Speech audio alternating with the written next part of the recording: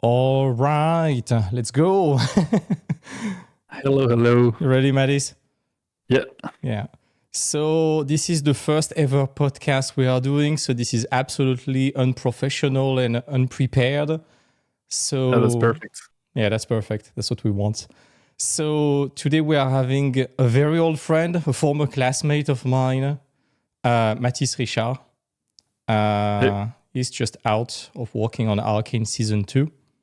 And he worked on many more projects. So yeah, let's get started and let's get you to introduce yourself a bit more, I guess. So my name is Mathis Richard. I'm a concept artist, and I met you when I was in art school back. It's been 10 years already. Yeah, almost 10 years. And so we both did a concept art class in Lyon at Bellecour École. Yeah. And so I graduated from this bachelor, and then I started my career as a concept artist on project at Boulder Media, which is unreleased yet. Mm-hmm. It's in Dublin, Ireland, right? Yeah, in Ireland, yeah, exactly. Yeah. And I was very fortunate to find this job, and I think we'll talk about it a bit more later on. Yeah, because like the first step in the industry is pretty important, and a question that comes back often when it comes to... I think you were one of the first person from the class to get a job, right? Yeah, I think so, because I had a 2-week break between my... So I got an internship at the end of the bachelor, mm-hmm. and then I got the job like a month after getting the bachelor, mm-hmm. and I was already in my internship, mm-hmm. And they wanted me to start like right away, but I felt bad for like the place where I did the internship, because I promised them I would be there for 4 months. So at the end, like they cut the last months, so I could start early on the other project at Boulder Media. But yeah, nice. that was so I remember, I had 10 days of like break between like the end of my studies, internship, and then starting the new job in a new... Yeah, moving in a new country in 10 days. That's nice. Yeah, that's something I thought I would do like maybe 5 years after I graduated, like moving to another country and everything. But it happens just like in few weeks. So yeah, that was great. That's amazing. You worked there for a few years, right? Yeah, a year and a half. Mm-hmm. No, that was pretty quick actually, but that was very nice. Like day to day was a year and a half, so that was nice. That was fun. But I wanted to come back to France after that. Like I thought my job was done there. Like the project was done, and I wanted to move on to something else. And I don't know, just take some time to actually have like a break. Mm-hmm. But so that I could kind of process my like the studies, the school, the job, the moving, and everything. I wanted to take some time, and I took a year to process all of that, and to kind of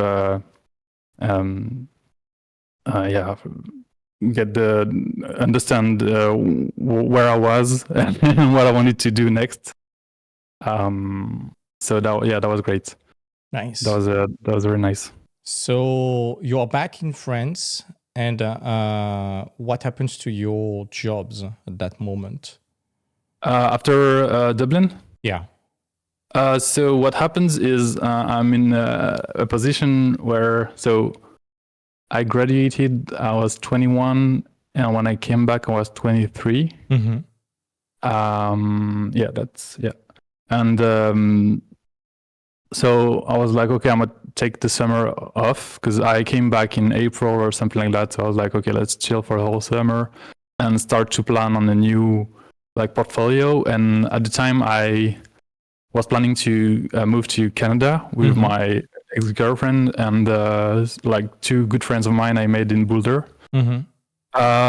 Because they both landed a job in Canada straight after like Dublin, but they had a bit more experience than me too. Like that wasn't their first job, and but I was in a bit of I don't really know what to do. Like it was very scary for me because that was the first time I was in a position where I didn't know what was going to happen, and as everything happened so naturally before, and I didn't have the time to think about like getting a job and everything. I was a bit lost in the process, and also I realized that like working full time in a new city in a new country took like a lot of energy from me, and when the evening came and I wasn't very much motivated to do some like personal work or stuff like personal stuff, even though I did a bit. And I started to paint a bit, like some actual gouache paintings and stuff like that to, just chill a bit and think about something else. I remember I did some challenges too, like Inktober, some character design challenge and stuff like that to like, kind of take a break from work related stuff. But when I came back, I was like, okay, so now I need to do a portfolio because I learned so much, and I really want to like emphasize on that point. I think that I learned more in 3 months within the industry than in like 4 years of like art school. And like that's not to blame art school at all. It's just like the reality of things when you get confronted to real stuff, like, and professionals that sometimes have 10, 20 years of experience, you learn so much. And we're in the industry where I think people really like to help each other out. And when they see someone step in, even if he's not like young or anything, but if he's like his first job or everything, like everybody's going to be there for him and trying to help him to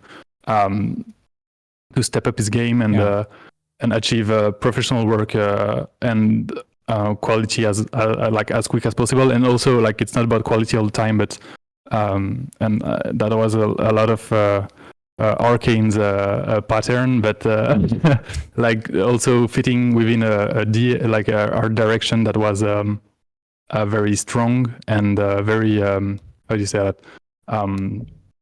I missed my word. You have a lot of collaboration right there overall. Yeah, but it was more like it was very demanding art direction. Like it's very hard to fit within like a project that is like this strong, and I think it's the same for like maybe Spider-Verse or like stuff that has a very strong art direction. You really need to fit into like the art direction as quick as you can, and that takes a lot of energy.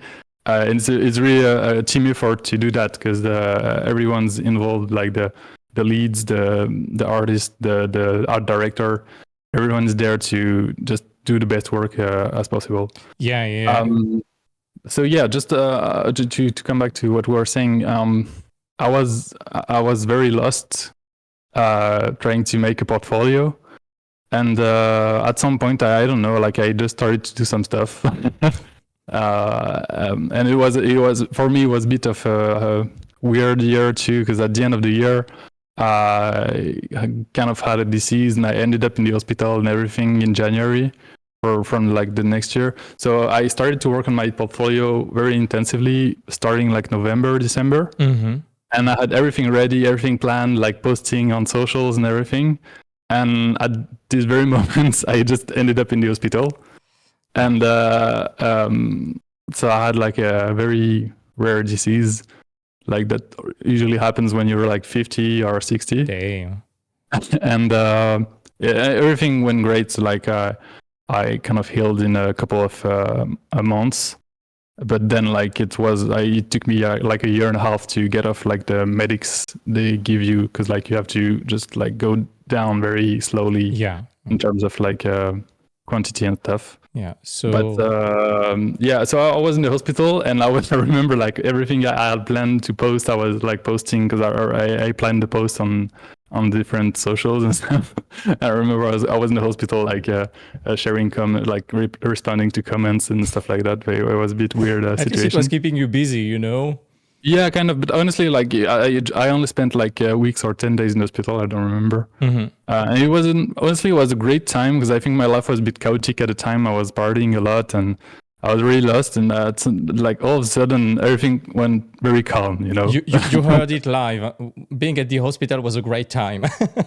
Yeah. Honestly, I think it was it might sound weird, but I felt great there. Yeah. Like I felt because first of all I was sick. Like I think I took on like 14 kilos of water in my body because of that disease.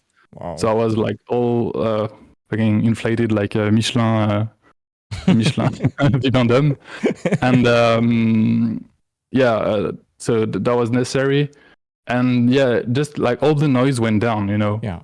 Like I was in a place where it was very quiet and just like few people were kind of taking care of me and that I was not going to die. So that was kind of great, Mm-hmm. And sometimes you kind of need that, I think, in your life to realize like, okay, like what's more, like I'm alive, that's fine. Everything's going to be fine. And I just got to keep creating what I want to do and focus on what I love. Yeah. And then after that, like I went out of the hospital, was very tired for a few weeks. And at this very moment, like I think it was when I came back from the hospital to my parents' house, COVID was there and lockdown was announced. So I ended up like spending the next like first month of lockdown at my parents' house. And it allowed me to focus on creating only and like being on the creative mode. And I took on the challenge from Warrior Painters, Plein Air Pril. And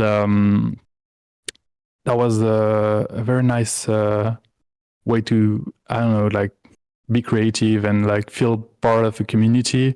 Yeah. That was something I was missing a bit too in my art life, like feeling that I could share like artistic stuff with some people I don't even know from across the globe. And that was very strong. And then I was starting to getting bored of like not working. So I remember like one evening I saw like on a Facebook like group I don't even use. I saw an ad for a position of 2D artist at a studio in Lyon where I was living. It was Ocellus, right? Yeah, it was Ocellus Studio. Yeah. And I don't know, like I was like, okay, I'm gonna just send like them an email. And then I went to eat and I forgot about that. And they came back to me like the next week.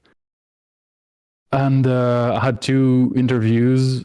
And it was with a former colleague of Ocellus, of Belcourt too, Tiffen. Yeah, Tiffen. That came back to me. So there was like a trust already in the relationship, and that I think that really helped to land the job. Yeah. And so then I remember like so Cyril, the CEO of Ocellus, when I had my second interview with him. It was like, yeah, you got everything set up for like freelancing, right? And I was like, yeah, of course, but I didn't. And it was Friday. It was Friday evening, and I did everything I had to do so that by Monday morning I was able to work, and everything was launched as a freelance. So yeah, it took 40 hours to just do everything I need to do. That's crazy. To manage to set up my status and create my own Yeah, you had to create the micro entrepreneur status. And all of that. Oh my god! Especially on a weekend, that's tough. Huh? Honestly, I think that's the best way to do it because I had no time to procrastinate. Yeah, and I took everything at once. So that was very compressed, but so I was very aware of everything I just read and everything, So I think like giving you no time to do this kind of stuff helps you don't think too much about it. Yeah. And I think that was great because otherwise it might have took me like, I don't know, 2 weeks or yeah, it's crazy when you have no choice but to do it. You find like some inner strength and focus to do it. It was the same that happened to me for my art test at Ubisoft. I had like 4 days to make a crazy amount of pictures that were way beyond my level, and I just did it. I was not even able to process how hard it was. I was like, okay, let's just do it, and you realize you're able to do it actually. Yeah, I think it's the same. Like our tests are great for that. I think it was the same for the test I did for Arcane. Mm-hmm. And so you got Like I think right now it's a very well-known test among the the artists, especially in Paris. I think I've seen it everyone did several it once. times with people applying to the mentorship. Like you can recognize those who are like, oh, you tried to apply for Arcane. Yeah. Like I remember like a lot of people did some tests. Like it's almost like what's your test on Arcane? Like even people who didn't land the job, and sometimes it's not even because the test is bad, or it's there are so many factors that come into account. I don't, for example, I don't think my test was the best, but I don't know, like the Julien, the art director, and Mel, they sometimes they see stuff in your work, in your artist, like it's not the best looking, but maybe you have stronger understanding of light, stronger fundamentals, and they kind of see it, and like that's what they prefer, someone that's like strong on the basis than someone that's good at I wouldn't say like bullshitting his way out of the good picture, but kind of, like they don't really care about the tricks and kind of mimics you can get to make it look flashy. They are more interested in having someone that's like has a bit of understanding of what he's doing. Yeah, and they want to see a lot of potentials too. And sometimes when you see someone's work, sure, it's flawed. You have certain things that you have to improve on, but you can already notice some potential, and you really want to harness that and cultivate it overall. Yeah, because also I remember like for this test, there was like a lot of stuff I was so afraid of. I had to paint like very dark areas, and I never did that. Like that kind of low contrast in very dark areas, it's so hard to make it work. And when it's your first time and like doing some I don't know how you say it in English, but like some drapé, like some folds, like curtains and stuff like that, it's whoa. That's very something. And that's very hard. So they don't really. Sometimes they don't really care about like making it like Michelangelo's painting, but more did you understood the thing? Because that's what it's all about. But the artist for Arcane is like 2 days, and they almost tell you at this like beginning of it, you won't be able to make it, and that's not what's important. What's important is that you do your best, and so you do. It's actually pretty clever. They're going to put you in a massive amount of stress to also see how you handle that. Yeah, definitely. I was thinking about that when I was like coming to my workplace today, and that maybe that's something I understood very late. But in this industry, probably like the best skill you can develop early on is like this very thing you just talked about. So being able to handle a lot of stress and to work your way through it. Yeah. And to keep composure through hard moments of creation, of tension, with like tight deadlines, and it's okay to feel like shit and to I don't know, like even want to leave planet Earth to take like some SpaceX stuff, it's very. I think it's one of the best skills you can have, because that will help you not only in your art career but also in your life. Because you got to understand that life is just up and downs, and so is like art and creating in general. Especially the creative process. It's not something that is content. You're going to have moments where you're super inspired, and some moments where you cannot draw for shit, and you still need to deliver at work. Yeah, exactly. Like the need to deliver is really something that's I'd say uncreative. Like it's not very natural for a lot of us, I think, creative people, to be able to deliver 24/7. Yeah. Because I don't think that's how like some people do work like that. I do know some that are like already like always creating stuff, and they are very okay with that. They're but very most obsessive, people they can't, and they got to have these moments of also there is something, I don't know, like in my career, I think it's so weird, but I think the moments where I did see a huge jump in terms of what I was able to do, were the moments where I did nothing. Yeah. Like I wasn't doing stuff, but I was processing some stuff I learned during like a short or a long period of very intense work. But at this moment, you don't always catch up on everything you're doing and everything you're learning, and you need sometimes to settle down a bit. You know, it's like if you have like I don't know, it's a weird example, but like a bottle with like some dirt inside, and if you shake it, Yeah, like it's going to be already, and you need to have everything to get settled to see clearly through what's going on in there, you know. Yeah. So I think it's a bit of the same process with art and the learning curve. Definitely. It's a bit like you have some plateaus, and sometimes during the plateau you feel like you're going down, but in the background, like your internal. It's just because your mind is way better than your head at that moment. Yeah. Yeah, exactly. It's very interesting what you are saying right now about letting things settle and digesting things. It happened to me that summer, for example. I've been working like not taking a single break or single vacation for almost a year, probably a bit more than that. And my girlfriend was literally supplicating me to take a break. Yeah. And when we finally took that break, we were away from the internet and I was barely touching the computer. It was so hard during the first days. You feel like an addict craving something. And then when you go through that, first you start to really relax and really enjoy the thing. And when you come back, you have gained so much clarity about everything and you are so productive and you can achieve productive stuff in a few days that would have taken you months before.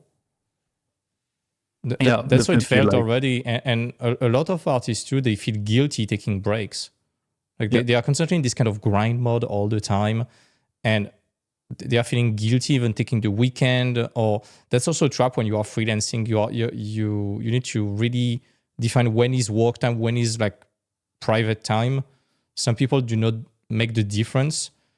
And they feel like they have to grind 24/7. And that's how you burn out extremely fast generally. Yeah, exactly. Like sometimes I do stuff that's like very like not art related and not content creation related. Yeah.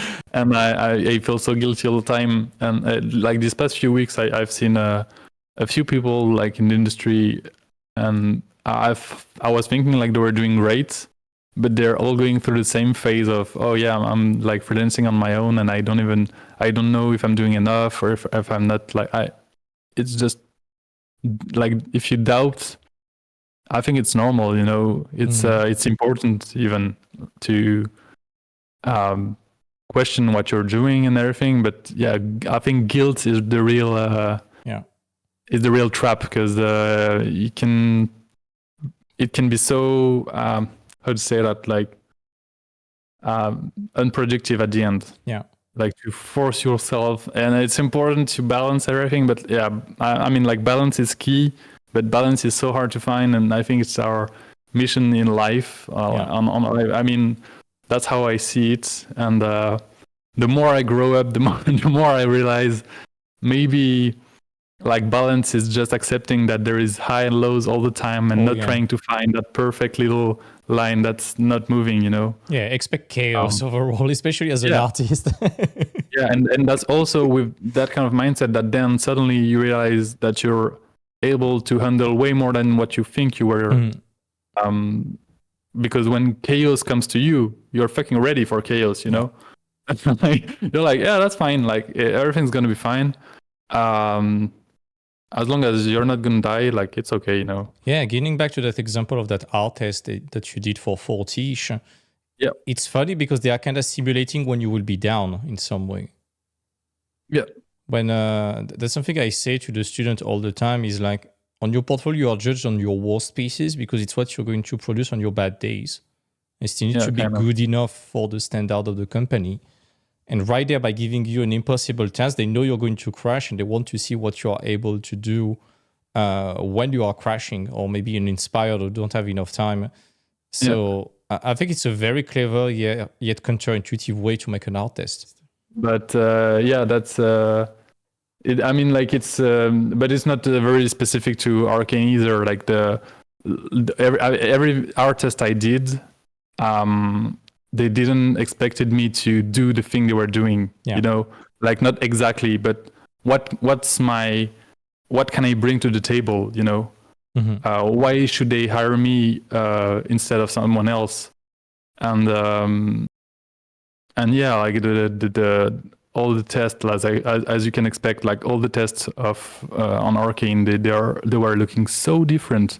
Like, and at the end, the series looks what it looks like. So, and even like people working on the series, everyone has such different kind of personal style, personal like preference when it comes to painting. Some do lasso, some do like all hand paint, some do, I don't know, like it's so there is every artist and every process you could think of, there is one that's been like working on Arcane, and at the end it looks very coherent. And that's just because they put the focus on like making everyone do their best, but not necessarily like fit 100% into like the art direction. Because at the end of the day, like when you like paint something that's looking good, you paint something that's looking good, you know. Yeah. And if it's like in the style and you have some like a bit of gimmicks to make it look like, okay, it's Arcane-ish, that's enough to fit in within the art direction. Yeah, they want to see if you get it, I think, about the DNA of what they do rather than just the surface level of what you see in production. Yeah. Probably. That's what happened, you know. But yeah, you got hired, so it was probably pretty good. yeah. In the end, I was so surprised. I remember the very day, and I almost forgot about it because they took a lot of time to answer, like a lot of time, as in months. Months. and I was fortunate enough to, at the time, I started working on Ninja Turtles at Micros.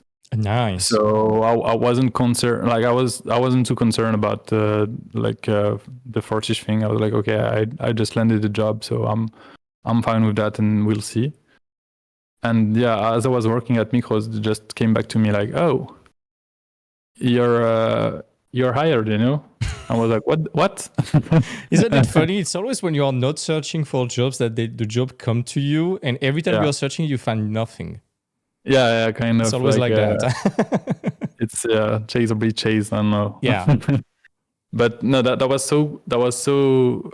I remember I saw like the email and I saw Fortiche, and I was like, oh, okay, so here it is. The no is coming my way, and like the rejection with some like good forms. Yeah.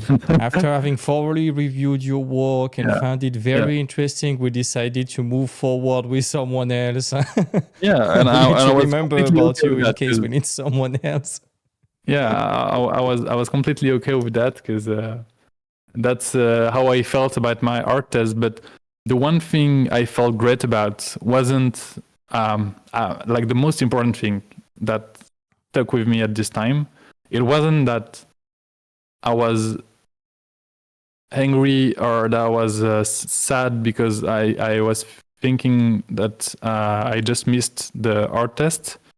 I was super happy that I did everything I could, you know?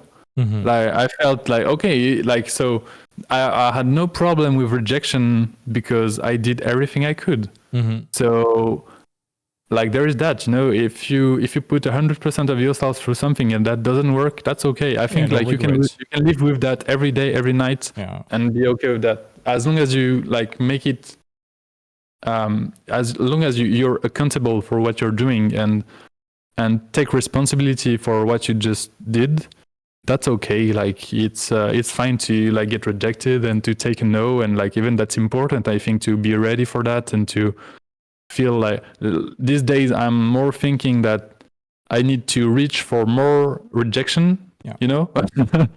And I'm like, okay, if I get some like rejection, that's fine. It's like I'm doing something, I'm working in a direction, and that's more important than thinking only yes matters, you know. And sometimes in rejection, you find a lot of stuff, and you learn way more in failure than you do in success. Like that's one thing I learned for good. Is I learned all my life way more when I was down than when I was up. Because when you're up, I mean, it feels good, and you work for that, but you're not learning anything if it's easy and if it's it's not exactly like it's very nice, and you should enjoy it, because that's very important to be up and to feel like it, and to feel like you're winning at something in life at some times. But it's through challenges that you're learning. If you just if you're looking for a small, like a tap on the shoulder to tell you, hey, you're doing good, you're going to be disappointed, because life is harder than that. Again, it's that idea of balance and ups and downs, as you were saying. And getting rejection, it goes very closely to something I say to the students all the time, because they are very afraid, to apply and to get rejected. They take it personally. And actually, you have three things you can do. You can, of course, if you get rejected, you can take it personally and cry a river about that, which is not really the good way to handle that, unfortunately, even though it sucks. Or else, you take that as an opportunity to reassess your work and to try to figure out, okay, what could be improved. Even if they don't give you feedback, it's still exposing you to the clear fact that you need to change something. So if you just ask yourself what could have gone wrong, what could be improved, rejection and failure is the fastest way to expose you to what you need to fix and improve in some way. Yeah, that's true. Also, I want to add to that sometimes, and it happens, and you shouldn't take that as a rule, but sometimes it's just like not the time, and sometimes the company like is going to tell you, no, like we can't work with you at this moment. But that's okay, like it's part of the game. And that's maybe you're super skilled, maybe you're even fitting what they want, but sometimes it's not, so like it's not 100% up to you if you land the job or not. But what you can control, you need to control, like your skill sets, your ability to work within a team, and everything that goes with that. And so that's also why like rejection is okay, because sometimes it's not even about you, So like it happens to me this summer. Like I was supposed to do some viz dev on a feature, never happened. Not because they didn't want me, like it's just like got complicated project, producer stuff that I don't control. So I'm fine with that. I'm disappointed, but I know, it's part of the game. Like same thing, got contacted for doing some color key on a cool project, but then something is not ready. We need to do some design first and everything, and so we're not going to do the color key. Like some other company is going to take care of it. So okay, you're out. That's okay. And I still felt like rejected. I still felt like I missed something, but it's out of my control. So just need to move on. And it's always this kind of stoic philosophy, like not in your control, not your problem. And really, the only thing you can control is what you put in your portfolio, what you write in your letter and in your CV. And as soon as you send it, until they get back to you, none of it is in your control anymore. Yeah, exactly. And some companies, and I think I can mention, I applied to a job at Illumination a few months back. And I was so grateful because they told me no. But they told me what needed, like it wasn't, they were like, okay, we like what you're doing, but you're not showing enough of what we need to see in this particular area you want to work for us. So we like what we see, but if you can come back to us with this, it will eventually work out, Amazing. You got feedback. That's great. Yeah, like that's very cool. I was so grateful for that. Also like puts me like exactly like in front of, maybe it's not the skill that's missing, maybe it's just I'm not showcasing the good one. It's also a lot about that. I think a lot of people are very talented are very skillful and plenty creative and everything, but they don't really show. It's a bit like the guy that's telling you, "Yeah, I want to work environment design and only doing characters." Yeah. So yeah, okay, you're a great character designer, but if you want to land an environment design job, you got to show what, like, if you're able to create some. Yeah, that's why you need to make sure your portfolio is, I don't know, at least 60, 70, sometimes 80% of your work is really relevant to the job you are applying. Otherwise, it's not enough. And they will be like, hey, is it really what this person wants to do? Even not even your skill, it's just, is it your interest overall? When you have most of your portfolio focused on one thing, they know you're a big nerd about that. Yeah. And also, I'd like to mention that sometimes it's like can happen that people are not showcasing anything relevant, but it can happen that if you already work with a client and he knows what you're able to do, he will contact you to do some stuff that's not in your portfolio, but that's also because there is already a relationship and some trust and some confidence that you will be able to achieve the job. So I had a colleague at Fortiche. I remember I was super surprised to see him on the project, because the only thing I saw from him on the internet was character design. Is super. I'm just find his name on Instagram. I think it's Romain. But yeah, he's like doing all this character design and everything. So I was thinking he was doing some, I don't know, like freelance for US studios or stuff like that. Romain Masvet. And in the end, like he's only doing on internet, he's just showcasing some very stylized and some character design all the time. That they are absolutely brilliant, but they have absolutely nothing to do with what he was doing at Fortiche, for example. He was, I think he was like doing surfacing, and then he did some incredible matte paintings too. But yeah, like that's the kind of profile that. But he was working at Fortiche from a long time, so they knew he was able to do a lot of stuff, you know. Yeah.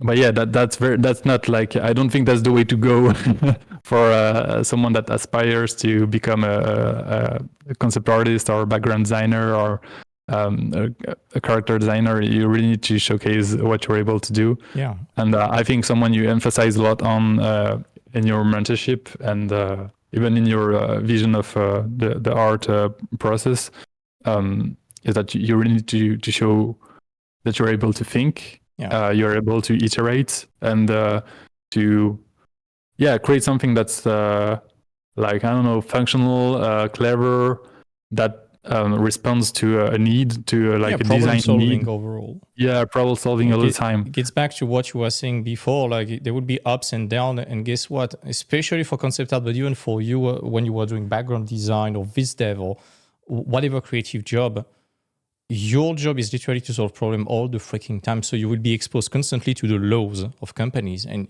you have to remain calm and find creative solutions for that, actually. Yeah. So that's the job, literally. Yeah, I don't think for my own, in my case, I've been very good at doing that for the first years of my life. And I think on Arcane it was very challenging at like this point, because the project was so huge that like everyone has a lot of pressure, and like there was the pressure the project was putting on everyone, and the pressure that everyone was putting on everyone too. Yeah, like the first one to pressure yourself is yourself. Yeah, because you want to deliver, you want to do good stuff, you want to be up to the task, you know. And that's that's not easy all the time, like and there is the imposter syndrome. I remember, I think I haven't seen I think at some point we were like 25 matte painters when I was there at Fortiche, and I think probably like the 25 of us were imposter syndrome kind of. Every artist has that. Like that's the rule of the universe. Levels. But yeah, that was insane. I was like, guys, you're just like painting like you're doing the Chapelle 16. So come on, like. Yeah, it's crazy because you guys at Fortiche, you are in like the top 1% of artists, especially for stylized work in almost the entire industry, you know, and everyone is crippled with imposter syndrome anyways. Yeah, it's like, and I've seen that like taking some mentorships and some course with artists I was looking up to. I think everyone is a bit like that at some point, and it's a life process to get rid of this, and that I don't think that has much to do with art in itself. Like that's more on the personal side of thing, and understanding that you're exactly where you need to be when you're there. So. Yeah. But that's hard because then like there is the peer pressure. You're surrounded with so many great artists and you're like, what the hell am I doing there? I'm working on one of the probably best animated series ever made. So yeah, there is a bit of that, and you're like, oh, what the hell am I doing there? You know? Yeah, I mean, it's crazy because you guys have nothing to prove to the entire world and the entire industry, and yeah, but still, we have something to prove to ourselves every day, and it's never ending. And again, I would love to talk to psychologists about that eventually. I think it has to do with like childhood traumas or something that we all have as artists, like. We need to prove ourselves to the world. We are going against the grain for so long. Everyone looks at us like we are like weirdos and outcasts of society. And the first thing you want to do through getting a job is prove everyone that you were right and they were wrong.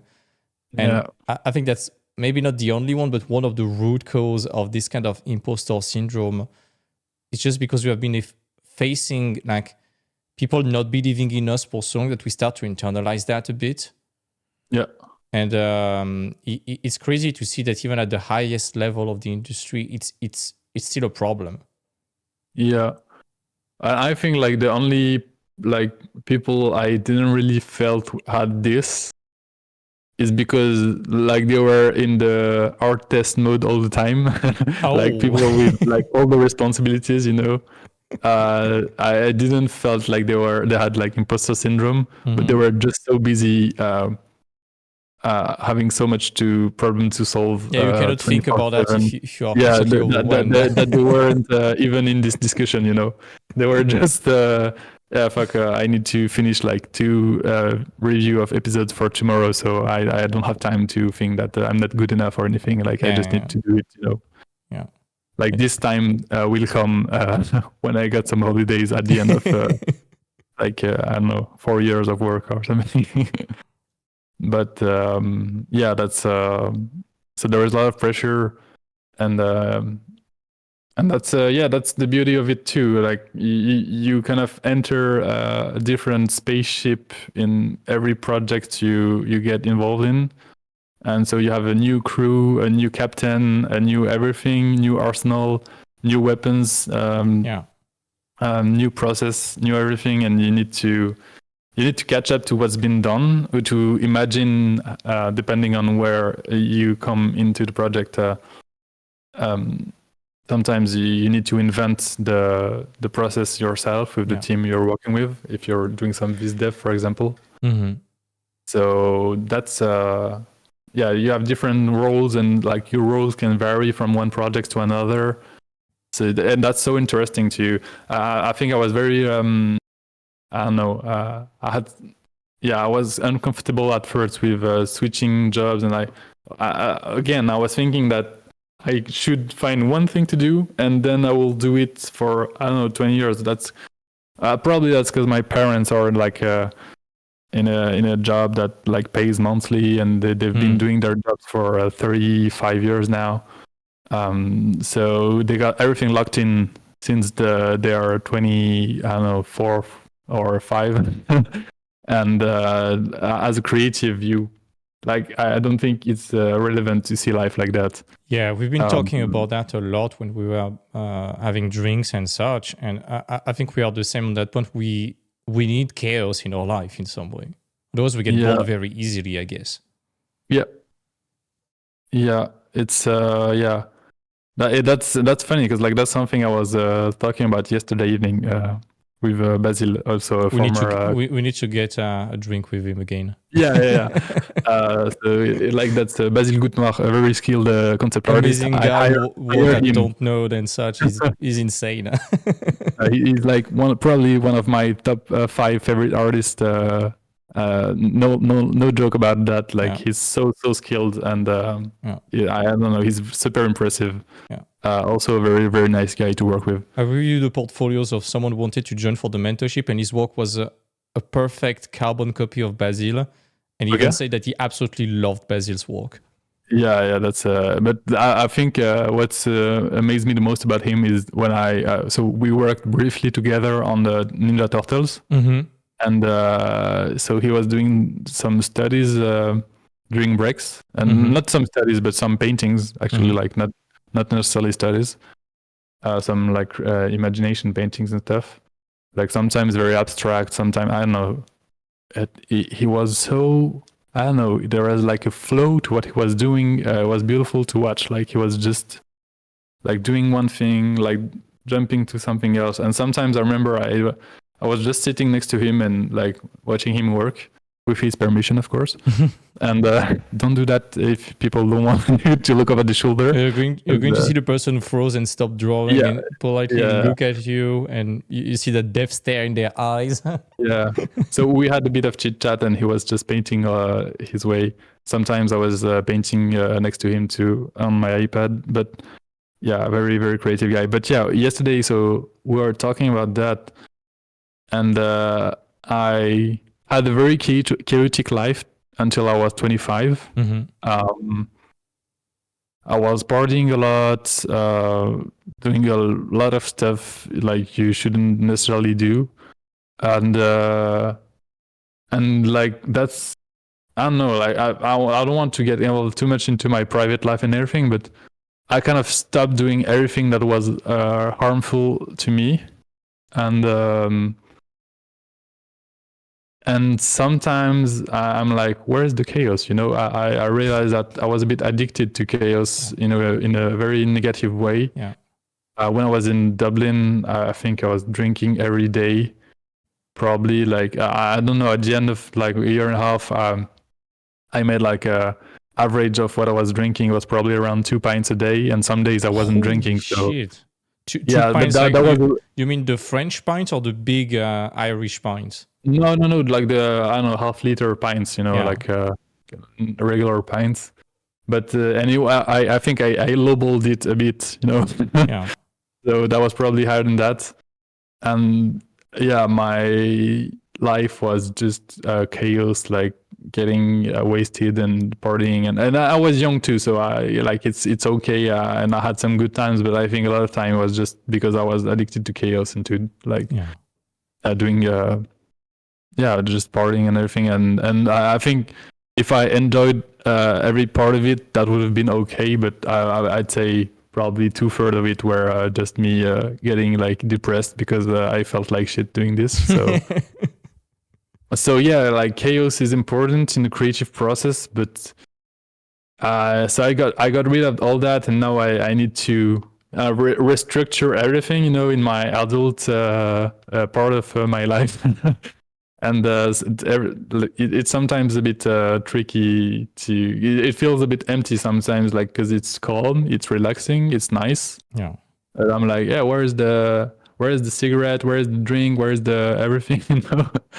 And I'm fine, like being much healthier and like hitting the gym and eating nice stuff, having some discipline, sleeping nice. I think sleep is the best. Like the most important thing. It is going towards what we are discussing constantly when we are meeting each other, like the health part, the mindset part. Yeah. It's as important. I think it's 50-50. Like it's much more important than what people think. We are very, very much just sitting behind our desk all day. And you need, I really think, I really believe that. I'm not sure that's true, but that's what I believe in. Like you need to get outside, to meet some people, to do stuff you've never done, to challenge yourself in real life too, because like it's cool being creative and everything, but you need to experience life, and you need to also experience like moving your body, like doing some Oh my sports. god, are you implying doing going to the something- gym to artist? Oh my god. Yeah, yeah, and like I know like a lot of people are introverts, and like they're freaking out about like comparing themselves to like some people that are like super bulky and super strong and everything. Nobody cares. But you don't even need to hit the gym. Like you can do something you like. I don't know, like play basketball. I'm just like voting for my personal favorite sports here, but you can do so many stuff. Like I know, and I'm so happy that like there is this huge climbing hype. I think it's been around for a few years now. Yeah. Where a lot of artists just found themselves like, oh, you like to climb? I'm like, okay, let's climb together.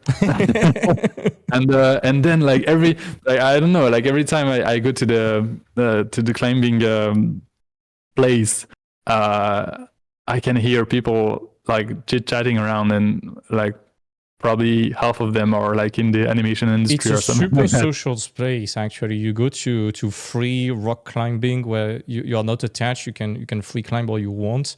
Yeah. It's so social. You make friends everywhere. You see someone crash just nearby you. You're like, hey, you okay? You start Yeah. talking.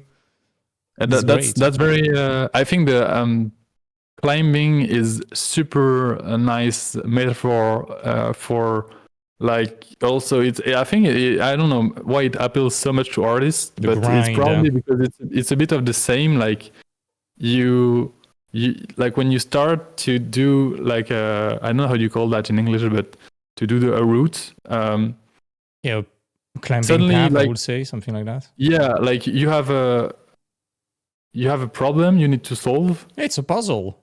and you're going to fail at some point. You're going to fail. Yeah. Like maybe you will lack some strengths, maybe it will be some flexibility, maybe it's going to be because you don't do it the right way. Mm-hmm. And you're just like trying to solve problem, like doing some chess or puzzle, or and like what I like is that not every, because I'm very tall, like I'm 6'5", 6'4", Mm-hmm. and so that's 186 centimeters. You're a giant. And and I know that I did some climbing with a lot of people that were way shorter than me, and we didn't have the same method at all to climb stuff. Like, and sometimes it's a big advantage to be tall, and sometimes it's not at all, because you need to be very like I don't know, like grouped and stuff. So it also shows you that there is not one way in life, and that you need to adapt to what your strengths and to your I don't know what Mother Nature gives you, like in terms of your ability to think, to solve a problem this way or this way. And there isn't like, I don't think art is mathematics. So yeah, you just need to solve the problem your way. And that's I think climbing is a bit like that. I really love to climb because of that. Like, and it's also very rewarding as a sport. Yeah. Because sometimes you will be locked on a path for maybe 1-2 weeks, and when you unlock it, you feel like, oh yeah, like I beat the climbing block. But it's a bit like when you beat your art block, you know, you're like, I'm stuck in this like thing where I don't know how to push it, or where I don't know how to solve the the problem in my picture. But yeah, so it learns it teaches you to be resilient. And it's also very social. Like everybody is pushing each other to be better, and trying to help and everything. So that's very nice sport. Yeah. But anyway, do what you like. Like if it's tennis, football, anything. Like just maybe running with some friend. But I'd say doing some sport that's a bit social is great. Yeah. Like a team sport or stuff like that. It's I don't know. I think it's one of the best way to get out of the comfort zone, and to learn how to integrate to like a community that has nothing to do with art. Yeah. And that's important too, because sometimes the art world can be very small and very full of people are doing art and you end up talking all the time about the same thing. Yeah, you tend to get stale very, very easily if you're only surrounded by artists. I know that for most artists that are going to listen to us, when you are looking for your first job, you tend to be alone. Yeah. Or else you have a few online communities, but that's it. But you don't need to be surrounded by only artists to get pushed forward. You need to be surrounded by people who are like high achieving or having big goals. And again, when you go to sports that are really getting you to literally face a wall or challenge, like climbing or even going to the gym, those who cannot handle those challenges, they are going to quit, and you're not going to see them for very long in the room. So you know that you are surrounded by people who are not quitters and who probably have some interesting things to say overall. Yeah, definitely. And you energy to share. I trust a lot. Energy is like it's important.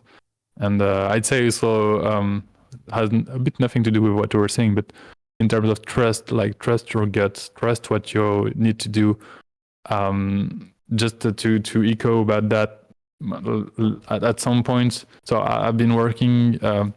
We left at the. I joined Ocellus, and I wasn't happy with what I was doing at Ocellus. Nothing to do with the company. I love them, and I love what they're doing, and the energy they got there. And if you got a chance to work with them, good for you. Great folks. It's just I wasn't too happy to work on like video games anymore, and I felt like I was losing myself a bit in the job, and I was like, okay, I want to get back into animation. So first step, get out of video games, Yeah.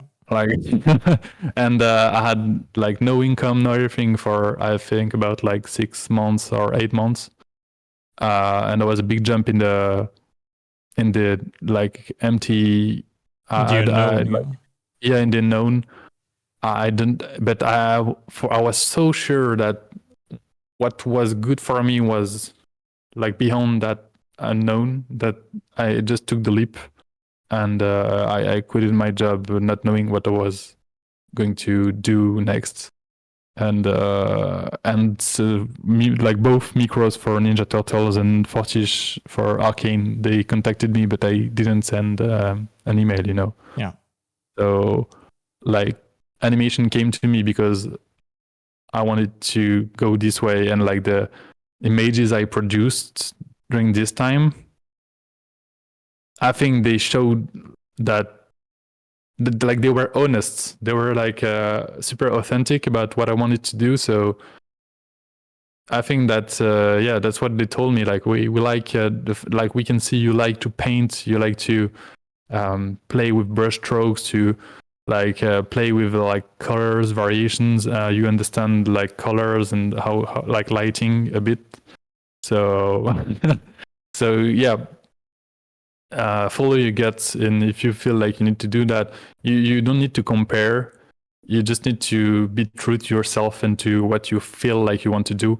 And probably even like if it's been 10 years you're in the industry, you've been doing like environment design and you're tired of it and you want to do character design, just do it. Like don't listen to your inner voice that's going to tell you, yeah, but I've been doing all this environment for so long. You need security, like, bro. Yeah.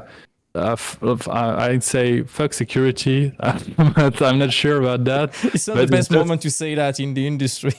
No, it's not, of course. And it's just, but it can also, like, we're talking about the industry, but it can be so many other things. Like, I've seen people that are just, they want to paint, they want to be painters, like with oils and to paint canvas and stuff.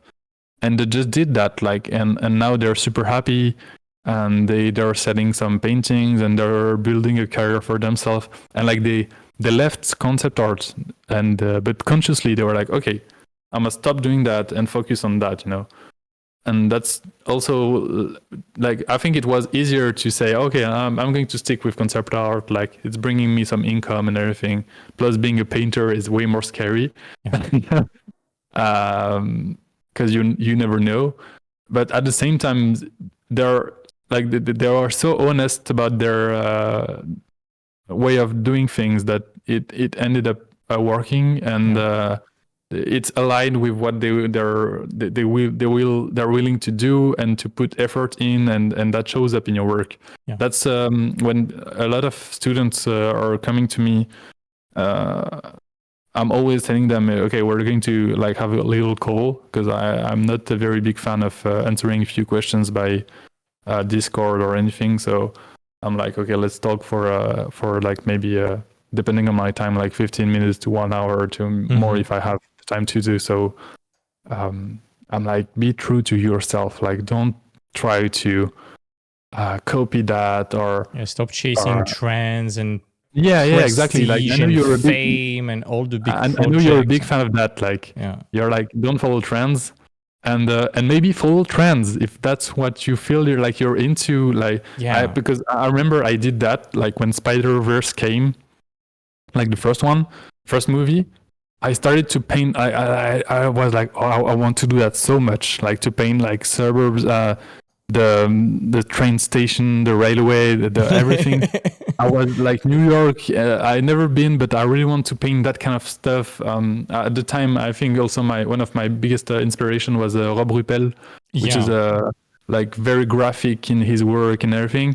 So I was like, okay, I'm gonna try to mix a bit of both, and I love doing these pictures. Like, they felt, and of course I got some comments like, oh, you're doing some Spider-Verse stuff. Like, and yeah, I was, and that's fine, because I was so completely aligned with that, and I wasn't chasing, to do some Spider-Verse inspired stuff to emulate that, but I was trying to find my way through this thing that spoke to me at the moment. When I saw this, I was like, like that resonates with me and how I want to create pictures in graphic way and everything.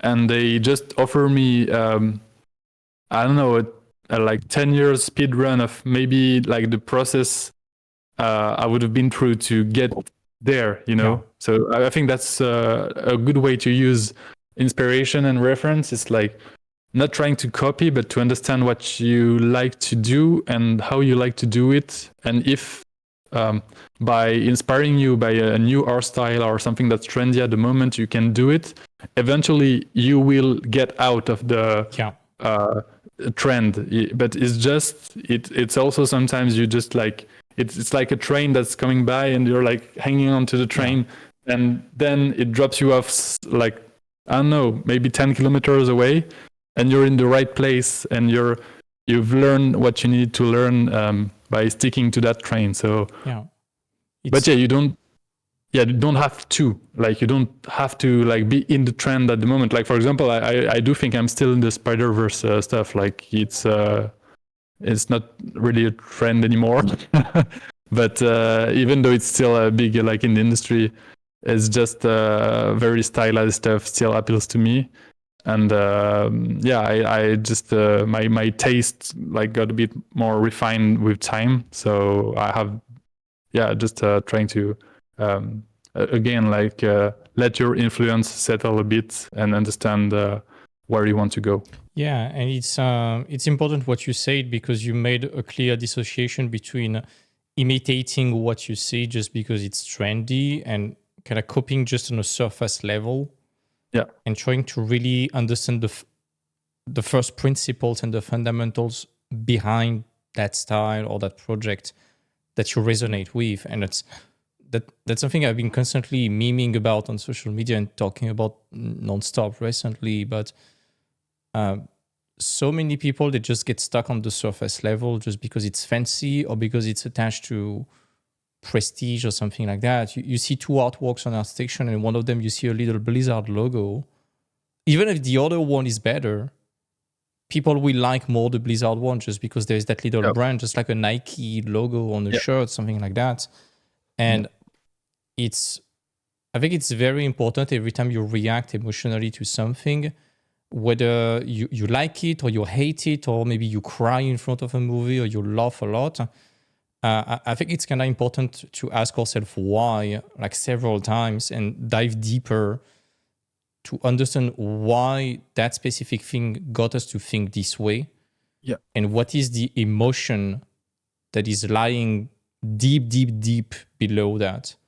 And sometimes you learn a lot of stuff about you. I'm just going to take an example, a personal example. Like, have you watched the Pinocchio movie by Guillermo del Toro? No, I feel shameful about that because it's in my to watch list. But dude, this is insane. Yeah, I know already. It's just I know it's going to be insane, so I think I'm pushing back the moment where I'm going to watch it. In my entire life, I had never cried that much in front of a movie. Okay. Like from start to finish, it was like uncontrollable, and I was like, "Yeah, this movie is punching me directly in the deepest sensitive string I have because of my background and all of that."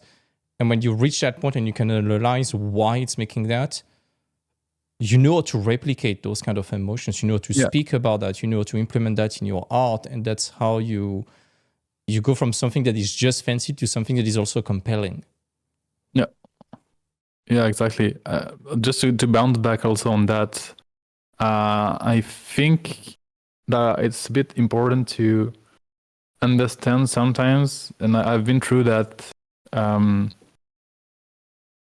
there is what you like to consume and there is what you like to create. Yeah. And those things, they don't have to be the same. Yeah. Because I like way more things to consume than what I'm able to produce, and that are what also, like, more importantly, what I like to produce. And there is so many artists I see doing incredible stuff that I'm such a big fan of, but I just don't like doing stuff like that, As much as I love it, when I tried it, it was painful. It wasn't. I took zero pressure to like create pictures or anything. So it's important to trying stuff is very important. I think to let yourself wander through like different art direction. More realistic, more stylized, more cartoony or not, realistic lighting or not, more abstract even sometimes. Like these days, it's completely okay to be more abstract. I don't think it was 10 years from now in the industry. Yeah. But there is all that you need. Like experimenting is mandatory. Mm-hmm. But you don't have to be like the greatest at everything you like. I don't think that's even a good idea to. If you're able to do so, like, good for you. But I wouldn't recommend to try to like be the best in every. Like, it's already super hard to be excellent at doing not necessarily one specific thing, but like one field, to be like excellent in a field. So you really get to understand what you like to do. Yeah, that's I think that's the most important part. It's how you like to create images and the process you like, the creating your own process, switching process, trying new things, but enjoying yourself. Like whenever I'm looking at a picture, I think that I just feel if the person creating it had fun or no. Oh yeah, like, we talked about that. If there was no fun, I think it's a just pain in the butt to watch. Yeah. There is something that's like a bit uncomfortable to watch. You're like it feels a bit off. If it's like a chore, or as if the person was trying to tick 100 imaginary boxes and did not even want it to do that, but had to do it for whatever reason. Yeah, that's a trap our mind set us a lot into. I think it's like making us think that we need to do this or do that, or because I don't know, like we watched something that was like that, but and we're trying to make it all work in one image. Again, every time there is a big project that is trendy, so Last of Us, God of War, Horizon, Ghost of Tsushima, you see tons of clones on the internet, and I don't know, it seems that it's not even because the project was good to those people, it's just because it's associated with success or prestige or professionalism or whatever, and people feel like they have to do something like that to get a job. It's not the case at all. Even with Arcane, it's going to happen. Yeah. Yeah. As long as I remember, I'm thinking about like the portfolios and stuff. People I work with on at matte painting on Arcane are doing, and I don't think it's very consistent throughout, like in terms of style, direction, personal preference, and everything. It's I even have some like person that are I don't want to say more, but also very skillful in like character design and everything, and yet they're still working on the background. So it's all about don't follow the trend for the sake of the trend, or because you feel like it's going to make someone notice you or anything, because it's already too late. At the end of the day, what's going to happen is a company will call you or answer to you to work on something because they've seen you did this. Yeah. And if you didn't enjoy doing that, that's what they're going to ask you to do. So you better. I don't want to create something where you need to be like super ecstatic about doing something or doing a job. It would still be better than being a depressed shit poster on LinkedIn. Yeah, it's. I mean, like, I don't mean like you should be depressed, like working on something, but it's just like it's. I think creating an image is challenging all the time. So you're going to go through a lot of phase of thinking and overthinking and blocks and stuff. So it's already hard enough that you have to go through doing this on a subject or a style or a direction you don't like.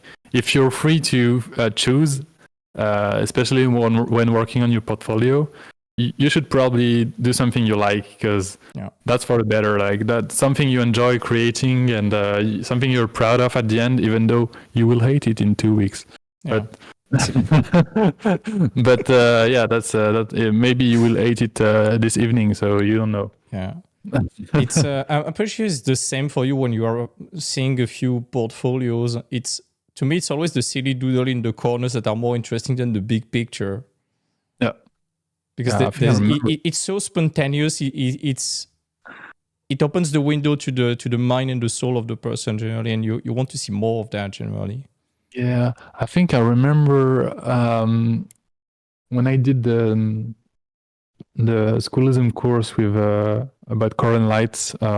It's with Robert Kondo and Dai Tsutsumi. Oh, yeah. I think Robert, at some point, he tells you that when he got called for the interview at Pixar, it was Pixar. He came there with a book full of sketches and little like notes and little like iterations of design and stuff like that, and they spent the whole the whole meeting like kind of chit chatting about that, because that was the most interesting part I think about his work, is like the creative process in itself, and the beautifully rendered picture, or the like. It's cool to make statements, but it's more important to show that you're able to think about like how you create something. Yeah. Documenting your process and again, allowing people to dive into your mind to see what was your initial intention, how you solved that, how you eventually came out to the final result. Yeah, I think also like talking about it with someone helps a lot. Yeah, because you need to explain, and that's I'm probably the worst at doing this, so I'm very I feel very not concerned, like that's not a good that's a faux ami ça. But I resonate very much with that in terms of I don't think I'm very good at explaining what I'm doing. Like I'm very intuitive in the way I work. Yeah. But the more I'm doing stuff on the side, the more I'm trying to break down my habits and how I create something. But it's very hard. Like probably the best way to do so is just teaching someone. Oh yeah. because then you're just forced to do it. But I'm taking like, I'd say, yeah, I can show you, but like I'm taking like a lot of notes on my process and everything these Wow. days. Like, yeah, it's just like trying to yeah. Whenever I'm learning something, I'm thinking about something, I'm just taking a note, and that's something I didn't used to do, but now I'm trying to break down a bit like the process and not feel trapped by it. Like it's just like I'm taking some notes to see like, okay, like this at this moment I'm doing something like that. When are you making a And tutorial? sorry? You should make a tutorial. Oh yeah. Honestly, I'm thinking about it, but I'm trying. Probably, I'm just trying to do a tutorial for myself first. Yeah. And that's probably the best way to do it, though. Yeah. It's but yeah, I'm. That's why also I'm trying to answer as much as I can as to people that are sending me messages or stuff to talk about the industry or the. This is because like helping someone out. First of all, I like. It's always a very. That's probably the thing I like the most on earth. Is just to help someone that feels a bit lost, and I felt lost a lot of time in my life, so I know how much it can be relieving to just have someone listen to you and I don't know, like give you a bit like directions. Not like nothing is like a chore. Like I don't say, how do you say that? You can't. There is no one route to success or to your first job or anything, but there is a lot of little tips that you get along the way that you can't learn if you haven't lived it. So you need to, it's important to reach out to artists, and I do it myself, and I like when people reach out to me too. Yeah, it's very good to share a bit of insights. And it's also it's a way to a bit like again settle down and take a bit of a step back, understand what you've been through, what you did wrong. Like I don't know, for like the past months, I've just been thinking about everything I did wrong in my career, and I was very happy about it because it really helped me to take a step back and to understand why I wasn't happy with some stuff like I did or did not do when I was in this job or in this job. So yeah, I think it's important to like be very conscious about what you did, your image in the industry, and your relationship too with people, because at the end of the day, it's about people working together, you know. Yeah. It goes back to the soft skills we have been talking about a lot outside of the of that recording, and it's so important that artists understand that we are creative minds, we are introverted, we have been the outcast of society, we got bullied at school when we were younger, we were the freaks that were making everyone uncomfortable. But despite how expressive the artistic field is, it's still a job. You still need to deal with people. You are dealing with a business that is extremely big, like several billions of dollars. Like I think the 2 seasons of Arcane were worth like $250 million, something like that. It's the most expensive series of all time. It's the price of one Star Wars movie. But it's the price of one Star Wars movie for the equivalent of, I think it's 9 movies. Damn. So if you put like the well, maybe not a Star Wars one, but like as I think each episode is 45 minutes or something like that. True. And there is 18 on the 2 seasons, so that makes like 9 movies. That's like 1 hour and a half. Yeah. So honestly, it's pretty okay when you see it like that. Yeah, with the true. Quality, fair enough. It's like it's fine. it would be like,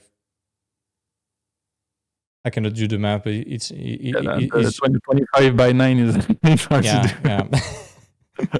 But it's still a lot of money, and we need to realize that Arcane is just a massive advertising for League of Legends, you know?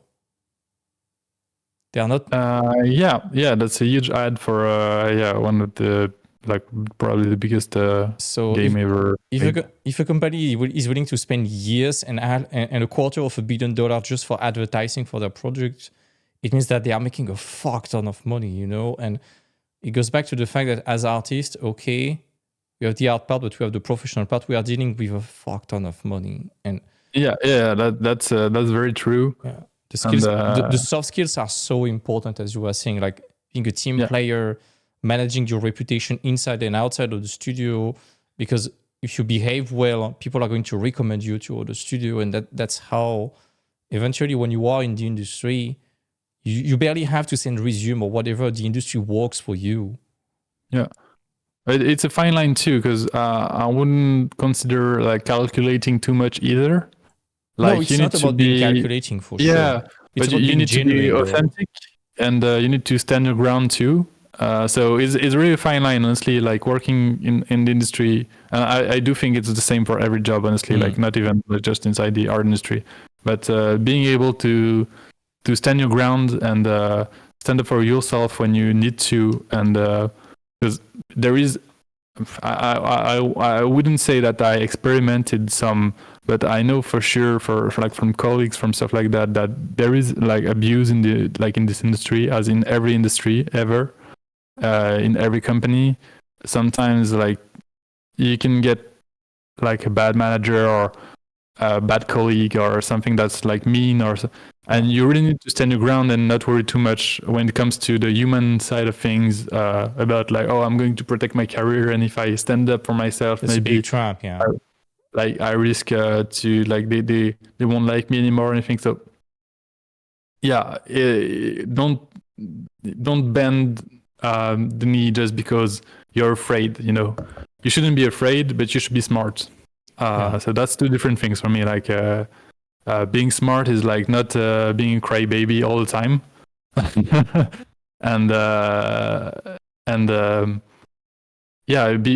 being brave is also, when something's wrong, just like go to someone that has some power on the situation, or even handle it yourself if you can, and go to see the person and try to talk like adults, you know. Doesn't even have to be like blood, and it doesn't have to be bad blood, you know. What is it the word? Like un bon sang, how do you say that? Bloodbath. Bloodbath. Bloodbath. Yeah. Sorry, I did the other way around. Yeah, it's not about it's not about throwing the middle finger to your manager in front of everyone in the open space, but it's clearly about being able to set boundaries right from the start too, because generally you see in a lot of those very bad cases, it's not something that goes from 0 to 100 overnight. It's something that gradually develops, like a sickness, up to a breaking point. And again, I would never blame the victim or whatever, but I think at some point there has been probably signs. And to me, the best solution is to always have options and being sure that you can put yourself in safety. And a lot of people, as you were saying, for the sake of the quote-unquote career, they are willing to handle horrible stuff, while it should already be seen as a sign that, maybe I need to find other jobs or have other jobs available just in case something bad happens, so I can bounce and put myself in safety before it reaches a point of non-return. Yeah, but more often than not, I do believe that because so many artists are like introverts and stuff like that, I'd say communication is key. Yeah. And more often than not, people are willing to find a solution to a problem if addressed correctly in the first place. Yeah, in any timely manner, for sure. Yeah, and everyone is. I don't think anybody is happy with human relationships going like bad. You know, nobody likes confrontation. When it's a team, for sure. Especially when it's a team effort or anything. So. I've seen a lot of moments where there were tension and everything, but I think like the one thing that creates a lot of tension is not speaking, like not communicating and just keeping everything for yourself. Yeah.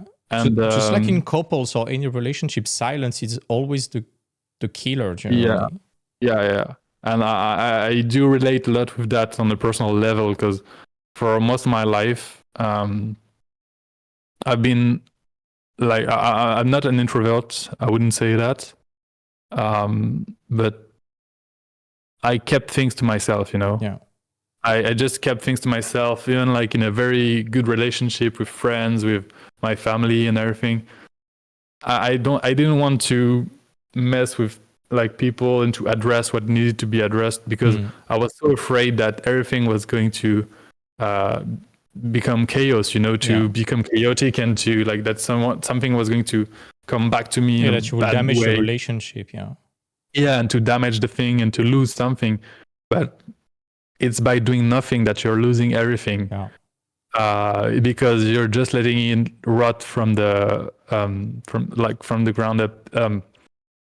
It's and then you like there is anger that builds up, and tensions, and it's hard. Like, honestly, it's hard. Like, I'm not saying it's easy, but like addressing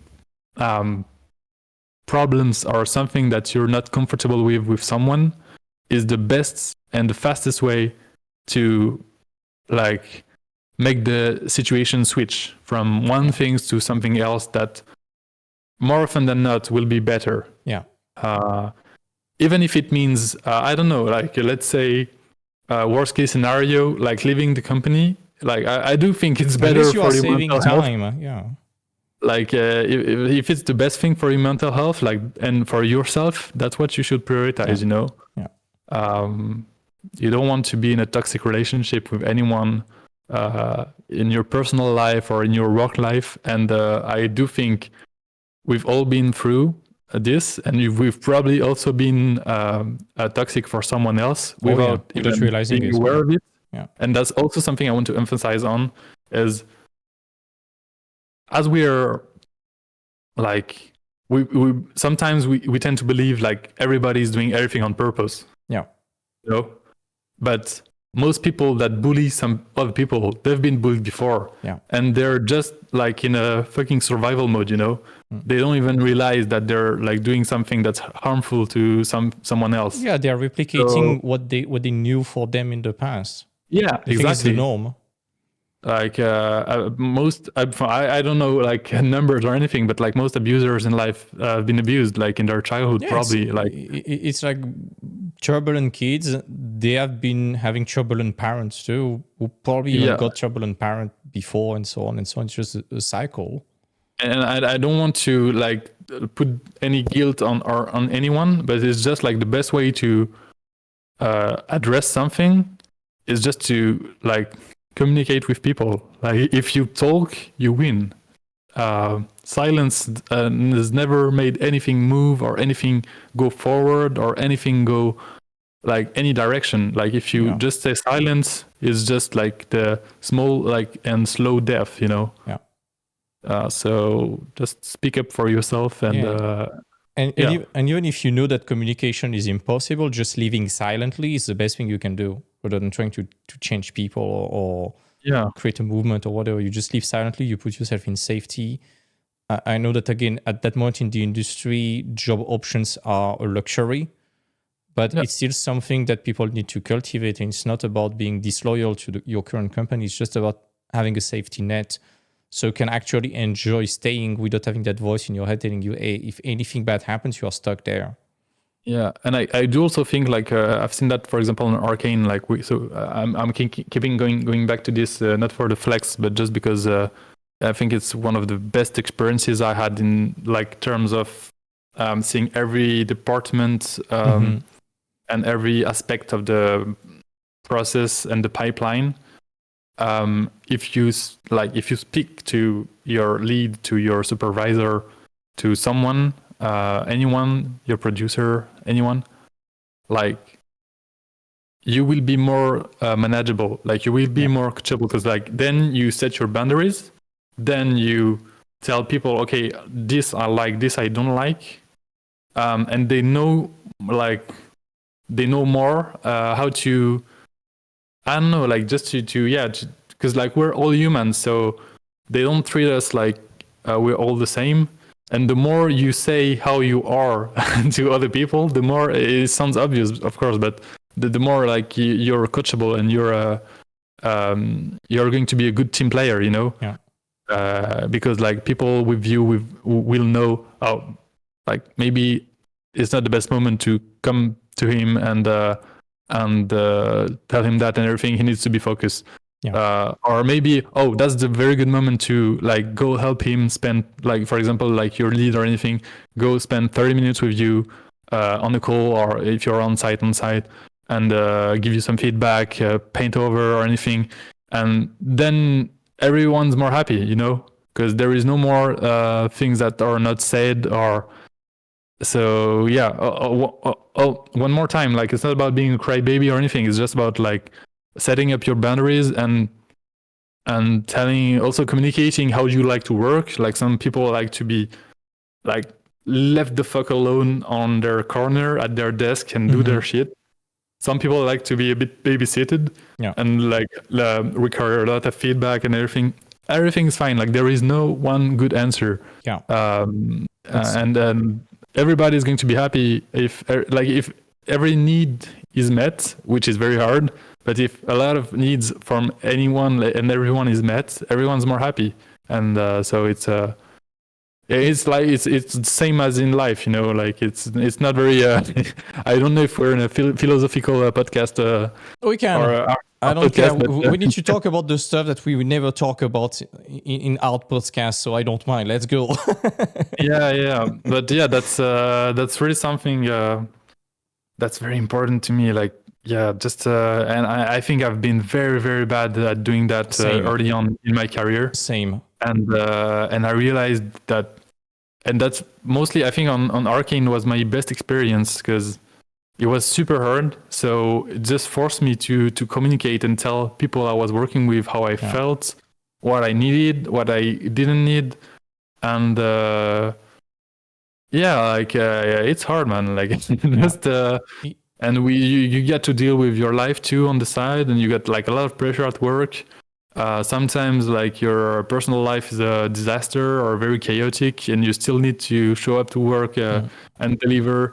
So yeah, I don't know, like everybody is human, and we all got our bad days, but it's best to I don't know, like let everyone know it's not against them, you know. Yeah. Sometimes I remember like colleagues coming up to work and being like, I feel like shit today, and you're like, okay, like, do you want to talk or do you want to be left alone? Like if the person is like just being left alone, that's fine. Like it's okay, you know. It's very interesting everything that you said. It really makes me think about what happened in my own career, and you were spot on about that, because it makes me realize that all the bad situation I've been into. Sorry, Jim, just 1 second. Sure.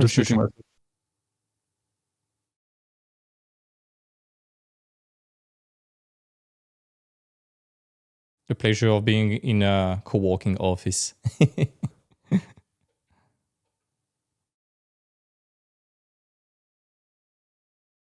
Yep, sorry, just a colleague jumping up in the office. No problem. Yeah, I was saying it makes me really reflect upon what happened in my career, and the few bad moments that happened. You're perfectly right. It's due to a lack of communication, and I kind of created that bad situation for myself. Yeah. Like I've been complaining a lot, for example, about a certain art director that I considered was acting a bit in a bully way.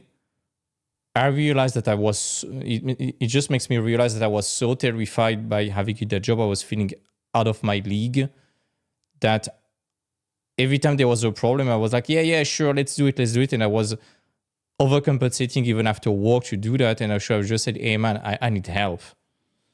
And even then, as a freelancer, when I started to crunch like for 14 hours a day for certain clients, when I was working for outsourcing studios, and that led me to some kind of burnout. Again, I did not properly communicate that I did not want it to be micromanaged like that. Yeah. And the only time I finally dared to open up, it was due to some extreme situation last year. I just got a job as an art director. I got into big life event that will make me go to the hospital every day. At the end of the month, I was like, dude, I know you want me for 6 months. I'm sorry, I'm going to quit. I'm not going to even invoice you for that terrible month because my mind is fucked up at the moment and I cannot handle that. Yeah. And it's very hard. You fear being judged. And it's hard during the moment, of course, to have this kind of discussion because you are letting someone down. And honestly, I was scared about my reputation. Yeah. But it was the best decision I have made for that job because I saved them from a disaster. Yeah. Well, it's the same thing when I left Ocellus. Like I really felt like I was letting them down. And, I can remember Theodore being very disappointed with like because also like at the time like it was very different from now, but there was a moment like where a lot of people left for very different reasons, and mine had nothing to do with the studio itself. It was just a very personal decision and everything, but still I felt like I was letting them down, and I was like, that sucks because I knew they wanted me to stay at the time. I don't know today if they still would, but I remember at the time they were like, we wanted to keep you and be part of the team and everything, and I needed something else. So yeah, just helps everyone out when you're just yourself, because I don't think I would have been a good asset in this mindset too. That's probably what you were talking about too, is like when your mind's not there, probably best to not be there either, you know. And that's not always like an equation. So that's not, if you feel bad, that doesn't mean you should quit. But depending like on situations, and sometimes you just need to be okay with and check in with yourself, or am I doing the right thing, you know? And generally when you arrive at that conclusion, you went through almost all the stages of grief. You started by being angry, then in denial, then you try to bargain, and then eventually you accept the situation. But it's very painful, and a lot of people get stuck in the anger and denial for a long time. And it's, again, it gets back to that thing we were talking before, like when you feel something strong, ask yourself why, and try to figure out where it originates from. And it's okay admitting that something sometimes is not for you. Yeah. It's totally fine. It's not about admitting defeat. I know it tends to wake up this kind of quote unquote trauma that as artists we have with people telling us, hey, you're going the wrong direction. Why don't you be a doctor instead? You kind of fear that your mom would be like, I told you so. I told you it was not great. Yeah. So it rings that bell a bit, but it doesn't mean that you were wrong. It just means that you need a change. It's actually highlighting where you need to go now. It goes both ways too. Like sometimes, and probably more my case, but my family has always been very supportive with me as being an artist and making this my career. And sometimes I'm like, oh shit, am I sure I don't want to be a chef or something else, you know? And like then suddenly, like what comes to my mind is not like I told you so. Is like, oh fuck, but they supported me so much, and I would let them down if I did something else. But I think that's important to listen to yourself. If you feel like maybe you need to do something else, maybe you do. Like I've known some people that quitted concept art stuff for something that's very much not related to art, and they're very happy right now. Like like you don't have to be trapped in the I want to be a concept artist all your life. If you don't feel like it anymore, that's okay, you know. And maybe like you will come back to this. I don't know. Like it's life is full of opportunities, and you can be many things. And you did like a big like of a turn also in your career, I think, with like launching your mentorship and doing all this work to try to help the best you can newcomers in the industry. And that I don't think maybe you'd think you do that 5 years from now, you know. It's that's okay. it's weird because I've always been wanting to launch one, Yeah. but as I was saying before, I was stuck in this kind of grief process, and I realized very early in my career that I was not happy just being a concept artist. Yeah. And I was stuck in the denial and negotiation, kind of both at the same time, or back and forth for a very long time. Like at first, I was like, "It's the corporate world, so let's move to freelance." I moved to freelance, and it was better for some time. Then new sets of problematics arrived, and it's not a deal breaker. It's just based off my personality, and I was like, I'm starting to feel the same discomfort while being a freelancer.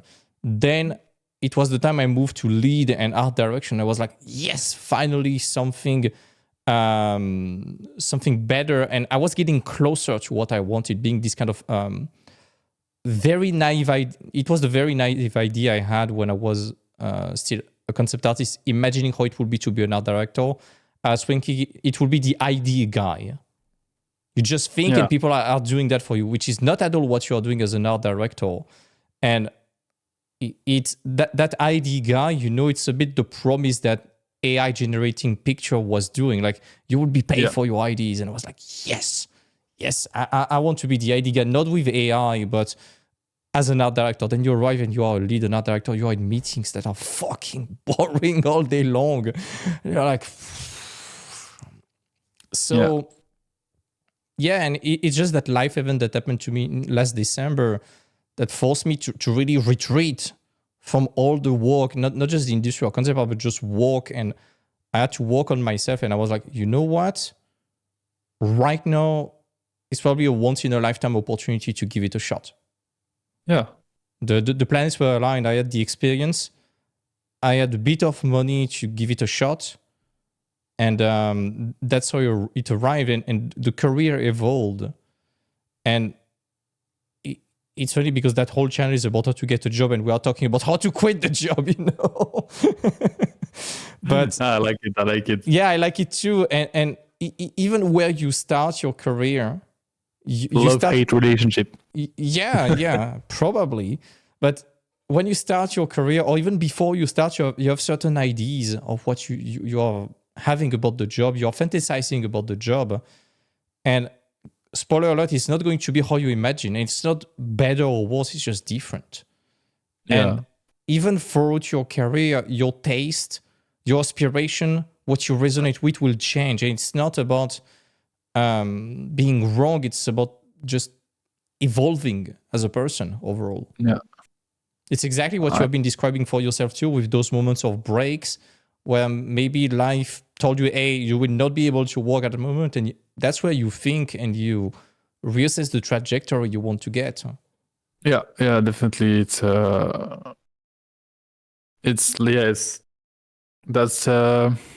think, we were talking just prior to this podcast also about the passion aspect, of the job. Like the fact that we all started to create stuff when we were childs. Yeah. And that probably led us to like doing this job today or the past few years.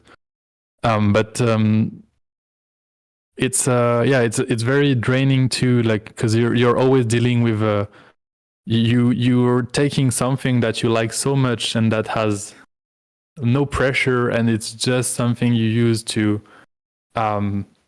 express relax yourself and express yourself and be human. And because we like every human, even before it was a job, we've always like created art, drawn stuff, crafted like beautiful stuff for the sake of like doing like cool things, and suddenly it becomes like something with like a lot of pressure. Hi there. And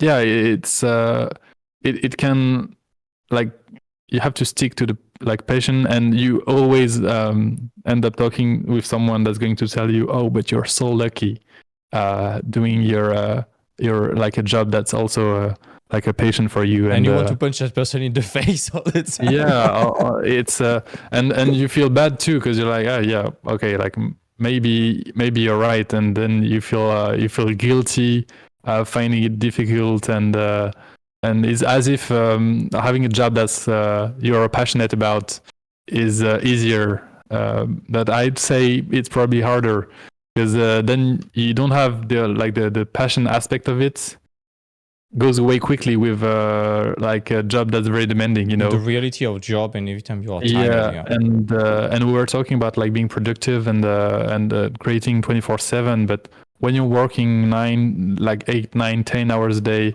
on a project, it drains your creativity, and especially because you have to be creative every day at work. You know, it's not an option.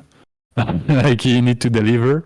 So it's very hard, very rewarding at the end, but also it's exhausting. Yeah. Like it's a very exhausting process of just having to go through work, and then you also have this little voice in your head that tells you, oh yeah, but you should do a side projects, because when like this gig is going to be come to an end, then you have to have a portfolio ready for the next one and everything. So you put a lot of pressure on yourself, even like more than the job and everything. So just to sticking to everything leads to, I think, creative exhaustion. Like you're exhausted. And for example, I realized that, and I think that's a bit of a, I wouldn't say a trend, but that's a good one if it's a trend. But coming back to painting with traditional paints, like traditional medium overall. Traditional medium overall. Because it's a different approach. And for example, like speaking for myself, painting with gouache and acrylics and even some oils, it's been a very relieving. Felt great doing that out of the screen, the computer. It felt great just and having something you can touch, you can share, you can even sell, and just leaving a trace that's not on a hard drive. It feels great too. So it can be a lot of stuff. I know some people that do a lot of photography, sculpting, anything, can be anything, honestly. But there is so many ways to be creative, you know, and you don't have to be a concept artist and do concept art on your free time, because that's hard to do. And I'm not even sure that's very I wouldn't say how do you say that, like healthy. Not necessarily healthy, but I'm not sure that's very like productive in the end to do that. Because as we were talking about this, we talked a lot, I think, about the fact we need some time to process stuff. And if you're pushing 12 hours a day on the same button, the button is probably not going to work very well at the end of the session, you know. That's something I'm reminding a lot to students, especially when they are very hungry for a job. And I know when you look for your first job, you have that pressure. You want the recognition from the peer. You want that little voice in your head telling you, hey, you should have been a doctor to stop. And the only way to solve that is by getting that job. Okay, that's one thing that's almost a survival priority. But a lot of people, when they get that job after, or when they are in the process of acquiring it, they obsess so much about that they burn themselves on any other aspect of their life. They sacrifice the social life, love, health, sleep, good habits, other hobbies, and they sacrifice their entire life for that. And that's when you can, especially because there are some aspects, as we were talking about in the job acquisition and the job itself, that you cannot control. The feedback of others, the fact of having that job or not once you send your application. There are ways to mitigate that by forcing luck and applying with volumes and being relevant and all of that. There's still a part of luck that you have to deal with. It's not unfair. There are ways to optimize it, but still luck is there. And sometimes it won't pay out immediately. And those people who invest their soul and body and sweat and all their life in that, if at some point they hit a streak of bad luck, that's where they crash extremely violently. And it's so important to remind people to constantly have other hobbies that are not related to video games, movies, computers, art itself. Like having a sport, having other hobbies, I don't know, like woodworking or archery or playing music or just visiting family or hiking or taking vacations. Anything else that allows you to completely unplug from that. Yeah, but and I'd also want to approach this with a kind of a bit of a different perspective. Sure. But it's also sometimes life is beautiful, and you might even land your first job meeting someone doing something that has nothing to do with your like art life. Yeah.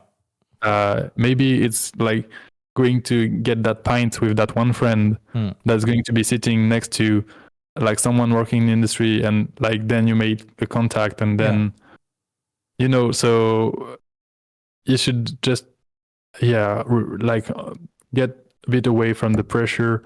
And as I said, like it's like if you're like playing one game and like hitting the same button all the time, it's probably not going to work for you. Like you need to like press a bit of all the buttons to make your way through the game, and you need a bit of balance, like, and probably sometimes good thing come from an unbalanced life, but it can be like very benefic.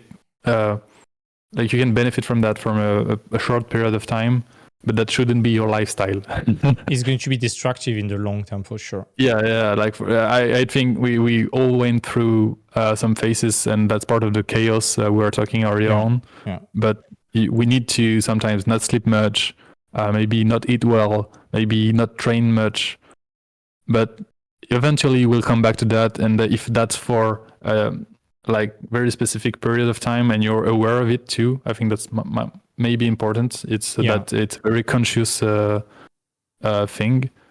You're like, okay, this month I'm not going to sleep much, but I really want to put myself in a position where I spend a lot of time doing this. That's okay, but like that shouldn't be your lifestyle.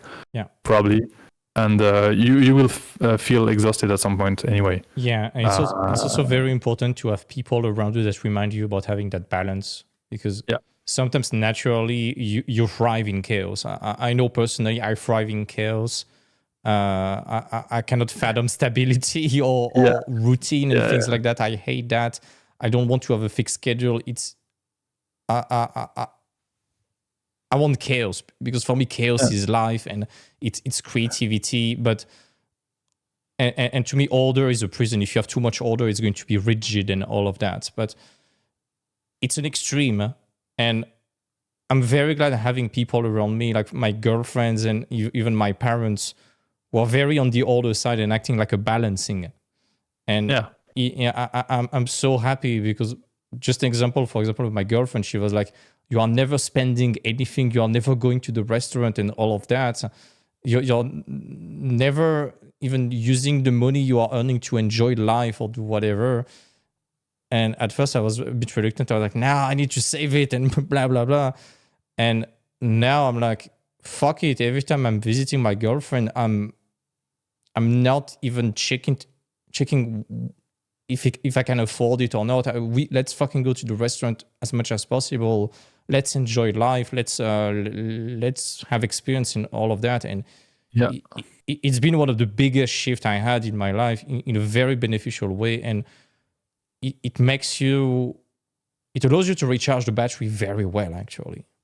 Yeah, but I think anyway, like relationship with money is a very big like subject in its own. It's such a big taboo in the art industry. That's crazy. yeah, but like I mean, it's not about even what you like the money you make. I think it's more about like what's your relationship with money, and that's very personal. Yes, and that has like a bit nothing to do with the industry or anything. Yeah, but I realized I think it was like 2 or 3 years ago that was a subject. Yeah. Like I don't know, like that wasn't even a thing in my mind. I was like, I thought I don't know, I had a way of seeing money and like using like the money I made and everything. And then I started to read like some books like about like the psychology of money and The everything. Psychology of Money is a fantastic book. Yeah. And yeah, like it's brilliant, you know. And you read that and you're like, whoa, okay. so, so there is different. We all have a predefined setup in our mind about how we see money, and like that's because the way we were raised and how we've seen people around us use or not use money, and like their own relationship with that. But I think it's important for every one of us to define on our own terms what's like your relationship with money. Yeah, and what you want from it. Yeah. And there is no right, there is no wrong. There is only what you feel like is good for you and what you feel comfortable with. But sometimes you need to go through outside of a comfort zone, or to like take some risks to dare do something. So it's a very personal process. But I encourage anyone and everybody to address this at some point in their life. And if you feel like you're not ready, it's completely normal. Because more often than not, a lot of people in our industry are, I wouldn't say afraid, but like there's a taboo. Fear is a very strong like emotion related to money. Yeah. And fear of missing, even fear of making some. Yeah. Like so. Yeah, it's okay if you're not ready, but I would encourage everyone to kind of check in with their own relationship with money, and that's something that's very important nowadays. So like life is very expensive because like I live in Paris, so it's like fucking expensive here. Inflation is very violent at the moment. Yeah, but so it's not about. Yeah, it's just about check if you're okay with the way you're like dealing with money in your life. Yeah. And interest. Take some interest in like reading books or maybe listening to podcasts about this. It might feel very uncomfortable at first. Like for me, it was. And I'm still in the process of learning stuff and understanding stuff about myself, and I don't have any. Like anything really like stated, and I don't think it should be this way, but I'm feeling more and more comfortable with money and talking about it, thinking about it even, and taking some decisions for myself. So it's important to feel that you have power over this. Like it shouldn't be something you're suffering from, or I'm not talking about making or like a lot or not so much money. I'm really talking about like the relationships you get with like the money like you might get or you might earn or you might have inherited. Anything is it's a very tricky subject. Like but just that will be the subject for a whole podcast. But it's interesting also to notice that your relationship with it depends also at which point you are in your life. Yeah, because let's say you are looking for your first job, your priority and your obsession is getting that job. You're barely thinking about the money you're going to make. Maybe you would consider the fact that you can pay your bill, you can be autonomous. If you are living in a poor country, it's going to make your situation better for maybe you and even your family sometimes. That's one thing. But when you start getting a job, then after your problematic can be, how do I make more? And when you make more, your problematic can be, how do I make sure that big hefty money I'm making, let's say you I don't know, you're a big freelancer, you're making, let's say, 400 euros a day consistently, you work full time. That's already a lot, at least in Europe. I know for US folks, it's okay, but it's not that much. But at the end of the year, if you work full time, it's 100K a year. And in France, it's a crap ton of money. Yeah, in Europe, it's a lot. It's a lot. Even if you have taxes, and as a freelancer, it's not the same as a salary, but bear with me. And at that point, even if you're making a lot of money, the new relationship you have with money is going to be, how do I make sure I keep earning that? You will be afraid of losing it. And once you have secured that, the next problematic is that, how do I decorrelate my time from making it? How do I make it overflow into other streams of income and such? And we are dealing with stuff that has nothing to do with art anymore at that point in the discussion. It's like investment, or even if you just want to stop working, work a bit less, and you're okay with what you have, that's also problematic. But that's the question. And I think it's becoming a complicated discussion because a lot of artists, they have been dealing with a crap ton of extreme scarcity, especially at the beginning. You know, all those artists who are stuck in commission limbo, for example. Honestly, to some of them, I made a video about that. I was like, dude, make the math. Be honest about the math that you make for commission. Maybe getting a partial time job at McDonald's might be more financially viable and will free you up more time for art than trying to make a living with commissions.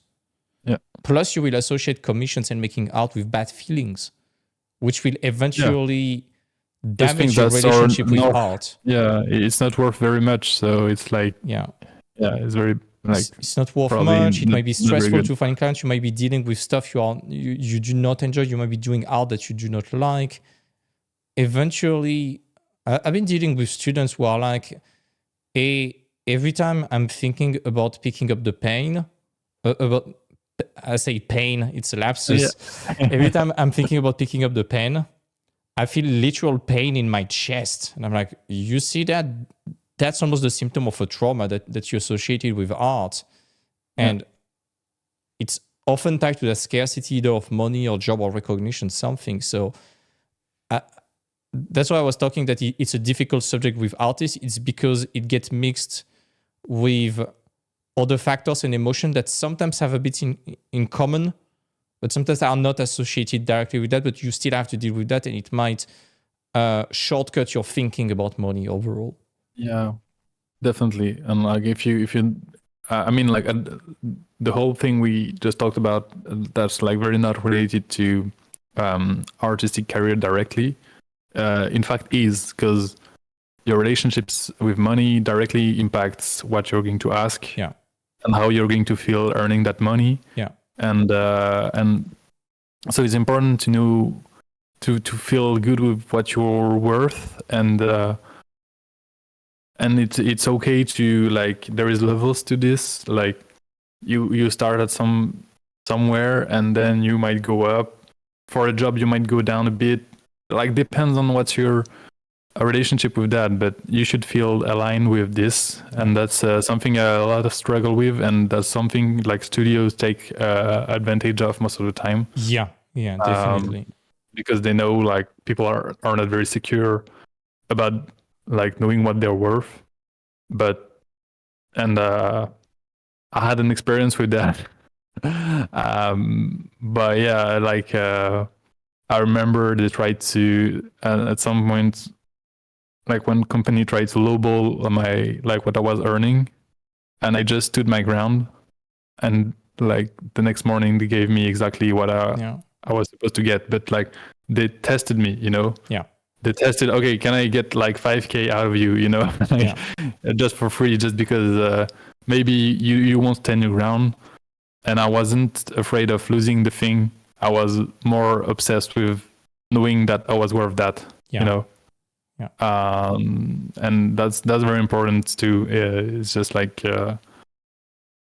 feeling aligned and with the money you're going to get, and might put you in some positions some days where you might feel like you're going to lose the job, and it's going to be like you're going to feel some fear, but that's okay. At the end of the day, you will sleep better knowing that you did something you felt was right than bending the knee for something you feel isn't right. Yeah, and you signed a pact with the devil, and you're stuck with it, and then you start having regrets, actually. And then some anger will build up, and you will. It will damage the work you will do. It will damage your reputation. Probably, it gets back to the idea of silence and not speaking up for what you think. Yeah. It's hard. Like honestly, I don't know where it comes from for me, because like that happened very early in my career. What I just mentioned, but I don't know why. I've always I never had any problem speaking up for myself, even when I was very young in industry. Just knowing what I'm worth and talking with other people about that and being open about like money and everything in industry. It's important to talk to people, you know. Try to get if you don't get like a precise number, try to get some kind of sense of what can I ask get for. A bracket, you get a bracket for type of position in certain type of companies and everything. If you're working like in Europe, in the US, like for China or anything, like might help to see a bit better where you're at and what you feel free. Like doesn't mean if someone tells you, okay, I took I don't know, like maybe 400 for this job. If you're not comfortable with 400, it's fine, you know. You might ask them a bit less and feel that it's going to secure the job for you, but you need to feel okay with what you're going to ask. And that comes from doing the work. And companies are really sharp on picking up if you're uncomfortable at that moment or not. Yeah. I think it's good for everyone if you're just like calm and keep your composure when you're talking about that, and it's everybody's okay then. But if you're like not a bit unsure and everything, I'd say work on that a bit and visualize yourself asking something and being comfortable with that, and that might help. 100%. And people need to. Some people might think that companies are evil doing that. It's not the case. It's just a game. A company wants as much work from you for as little money as possible. You want as much money from them as possible for as little work as possible. Both what you and the company want is the polar opposite of the same coin, and negotiation is going to land somewhere in between. And your arguments and your composure and your attitude and your self-confidence are going to be way more important than any average you found on the internet or Glassdoor. Like, oh, I found that average on Glassdoor, it means I'm entitled to that. No, it's an average. It's not an absolute. It means that there is way more and way less. And just because you found that average doesn't mean shit. It's only your skill and your ability to defend how much you want. And sometimes if you don't like it, being willing to walk away might be your strongest argument, because they might be like, no, just wait. Okay, we're going to give you what you want. And also, you shouldn't throw it at their face every morning, though. Of course, just a little warning. Of course, it doesn't work every week. It doesn't work all the time, and there's an art to it. It cannot be interpreted in a binary way, and there is also the fact that the more opportunities you cultivate, that's why I'm always talking about the idea of abundance. Even when you are safe and secure, always keep searching. You know, it's not being disloyal; it's just building a safety net. Because every time you get a new opportunity to negotiate, it's a room for you to experiment and try to push the boundaries. Let's say you were at 300, you give a bracket, okay, my price ranges between 250, 350, you get 300. Next time you try from 300 to 400, you land at 350.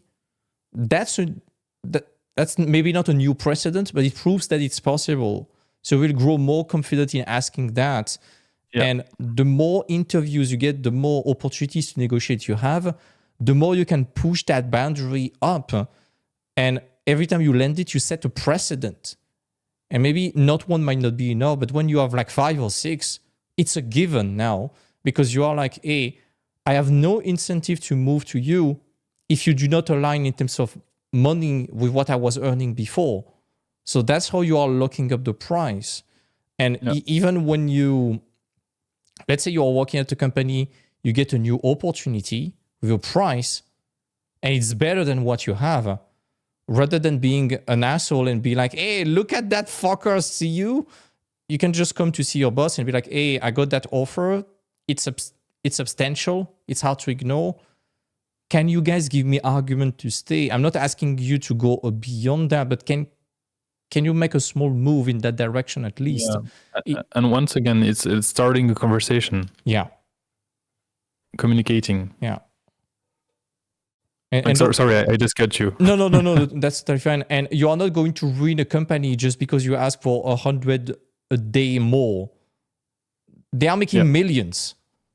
Yeah. A few thousands more for you at the end of the year. It's nothing for them. And also, like I'd say, probably approach it like you have nothing to lose, probably. Yeah. And starting the conversation is better for everyone because then they know maybe you want more. They know your intentions. I remember my first job at Boulder. I wasn't a high-paying job, but after like 3 months, I asked for an interview with some HR to ask for more money. She was shocked. I wasn't even out of my training period, I think, or I don't know. Oh my god!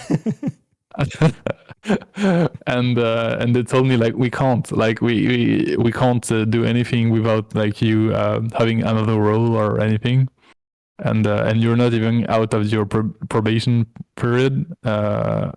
Is it the word? Probationary period, yeah, something like that.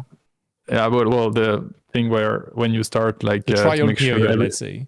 Yeah, to make sure everyone's happy with the situation, like both employer and the employee. And but yeah, I was like, yeah, one more. I was like, I want more because I was working with people that were earning way more than I did. But I had a junior position, and but I want to, if we can switch a bit on that subject. Sure. As my first job, I took a job as a props artist at Boulder. And I remember, so I landed my first job doing interviews at the MIFA in the ANSI Animation Festival.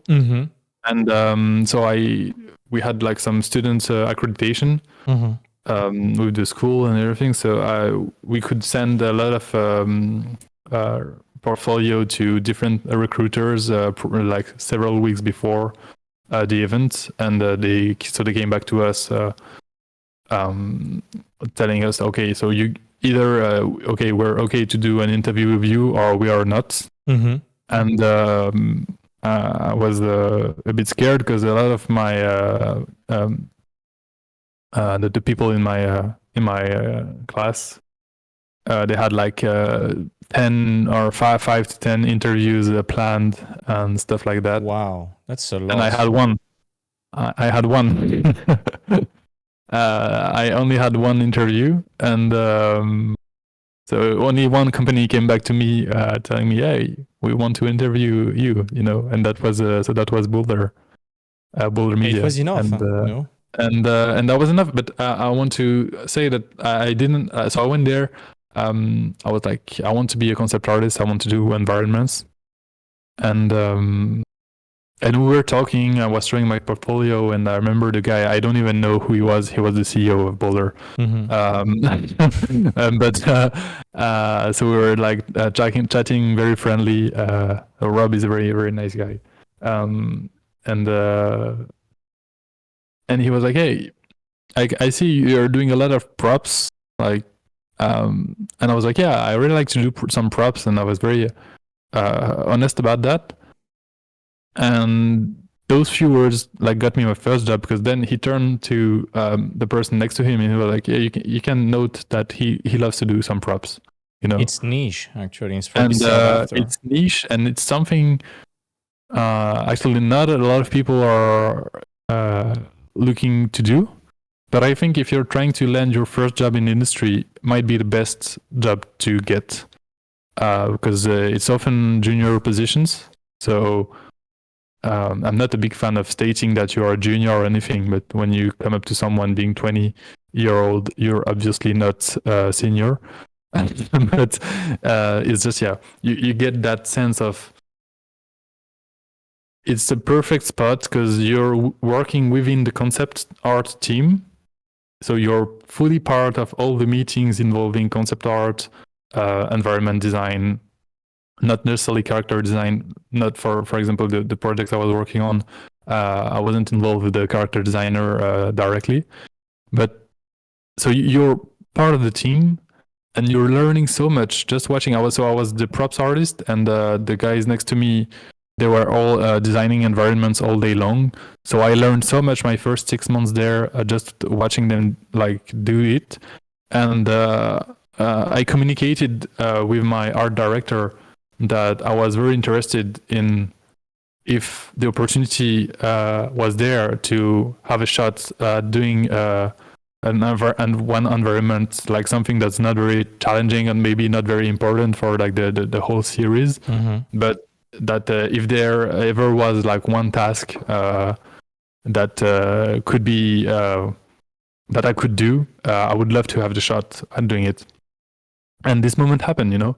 After 6 months, I think I had maybe 1 or 2 concepts I did, and so maybe it was 8 months in. My art director left to London to do another job, so one concept artist from my team took her place, and I took his place, you know.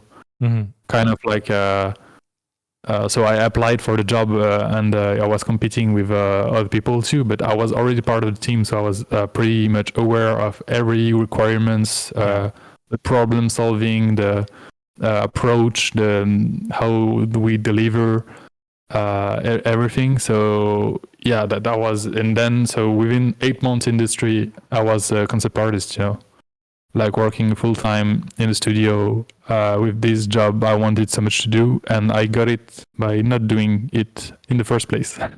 Yeah, and it's very interesting what you say with that things for props. Again, all the mentees watching that podcast will smile when they heard you say you need to do props, because we are doing a lot. And it's just that if you're looking for your first job as a junior, you need to understand you will not do the main characters, the main environment, all the big money stuff, because there's so much money involved in that. Like let's say you are let's imagine someone is working on the next Iron Man with Tony Stark. There is no way the design of Tony Stark is going to be given to a junior, because it's the character you're going to see on the poster. It's going to sell the movie or not. It's going to sell Halloween costumes and posters and pop figurines. And there's millions, if not billions of dollars involved in that. And it's too much responsibility.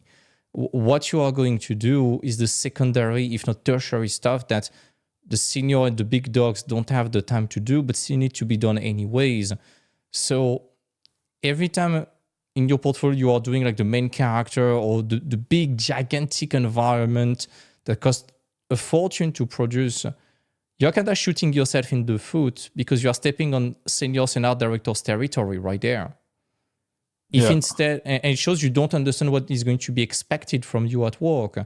If on the other hand, if you land it perfectly, like good for you though. Yeah, like if you only have that, it would be nice to have one of those in your portfolio somewhere to prove you have the potential to do that. But if you only have that, that's where the problem is, and that's the problem by imitating senior and trendy stuff. If on the other hand, you show that potential, you show you could do it potentially, but at the same time that you are aware of what is required as a junior, so you do props for characters, you do the NPCs, the tertiary characters in the background, costume design, gear, all of that for environments. You do human scale things, some shops, some secondary missions and things like that. Yeah, you are proving you understand what is required from you, and you're going to be ahead of a lot of people who, again, because of imposter syndrome and wanting to prove or compensate for something, are only doing the sexy stuff on ArtStation. That's how you get ahead with not as technically impressive stuff, actually. Yeah, that's true.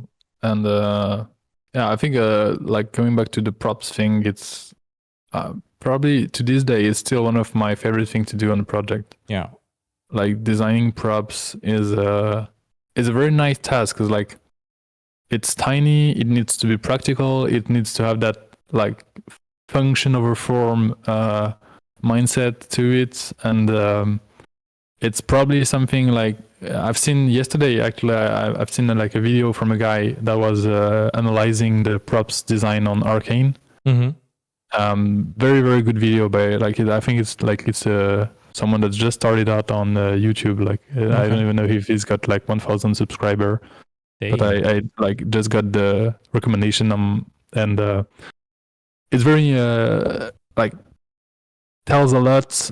Props design tells a lot, and it's very much about storytelling and being applying all the precepts you learn, like the big, medium, small, the rhythm, the like needs to be practical, needs to be like sexy, needs to be like technically possible to do.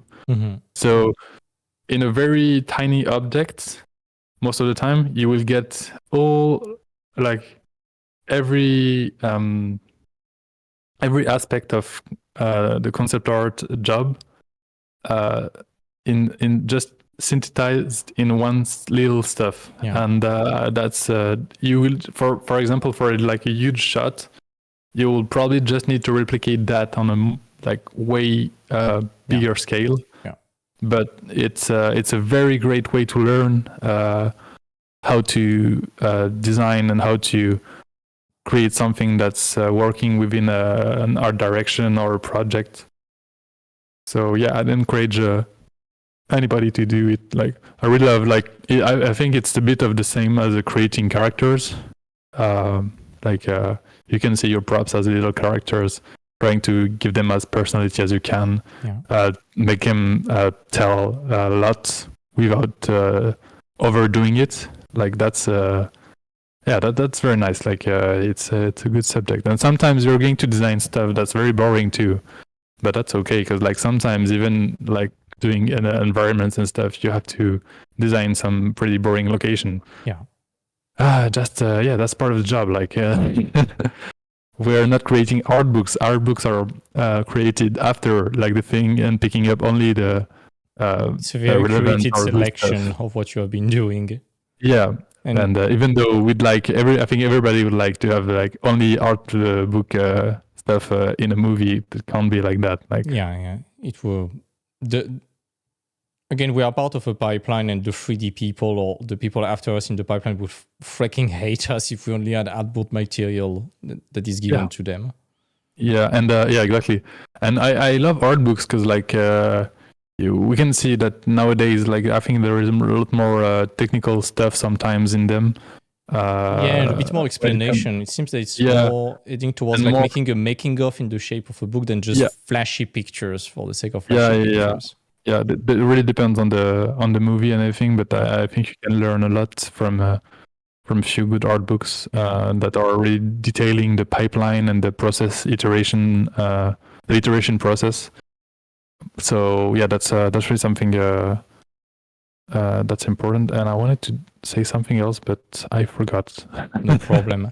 It's also something we talked a bit about education and art school, and everything we just said in the last like maybe 10 minutes.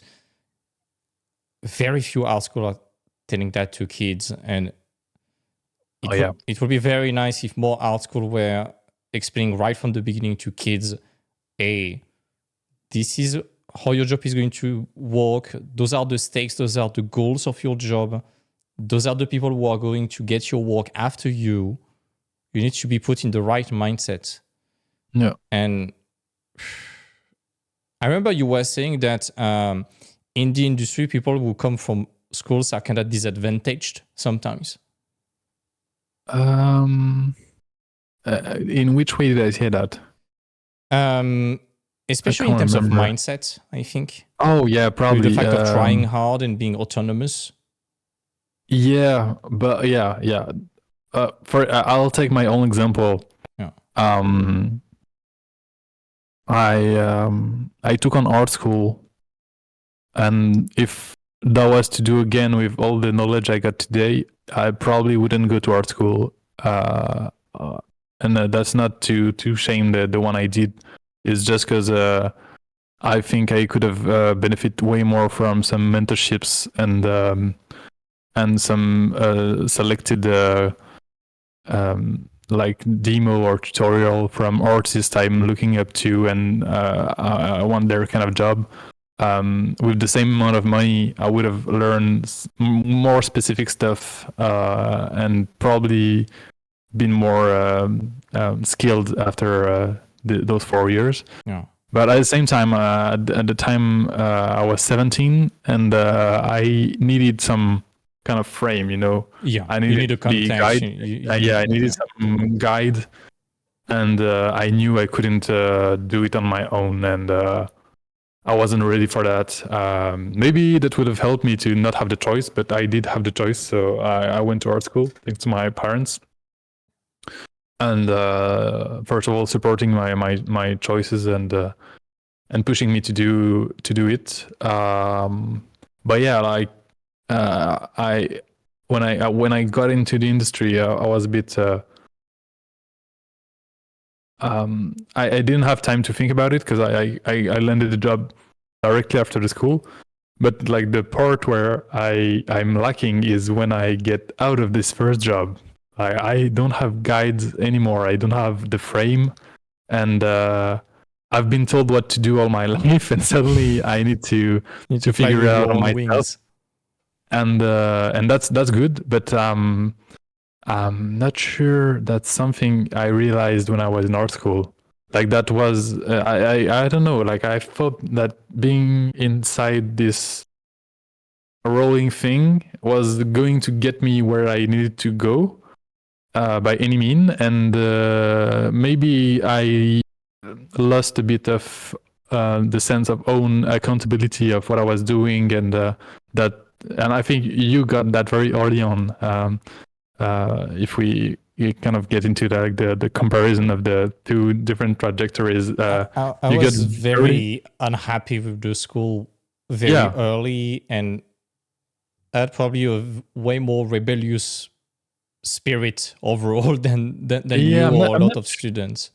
At the time, I sensed it like that, but today I'm not sure I would analyze it the same way. I think you were just you had a better understanding of the industry, which I didn't at all.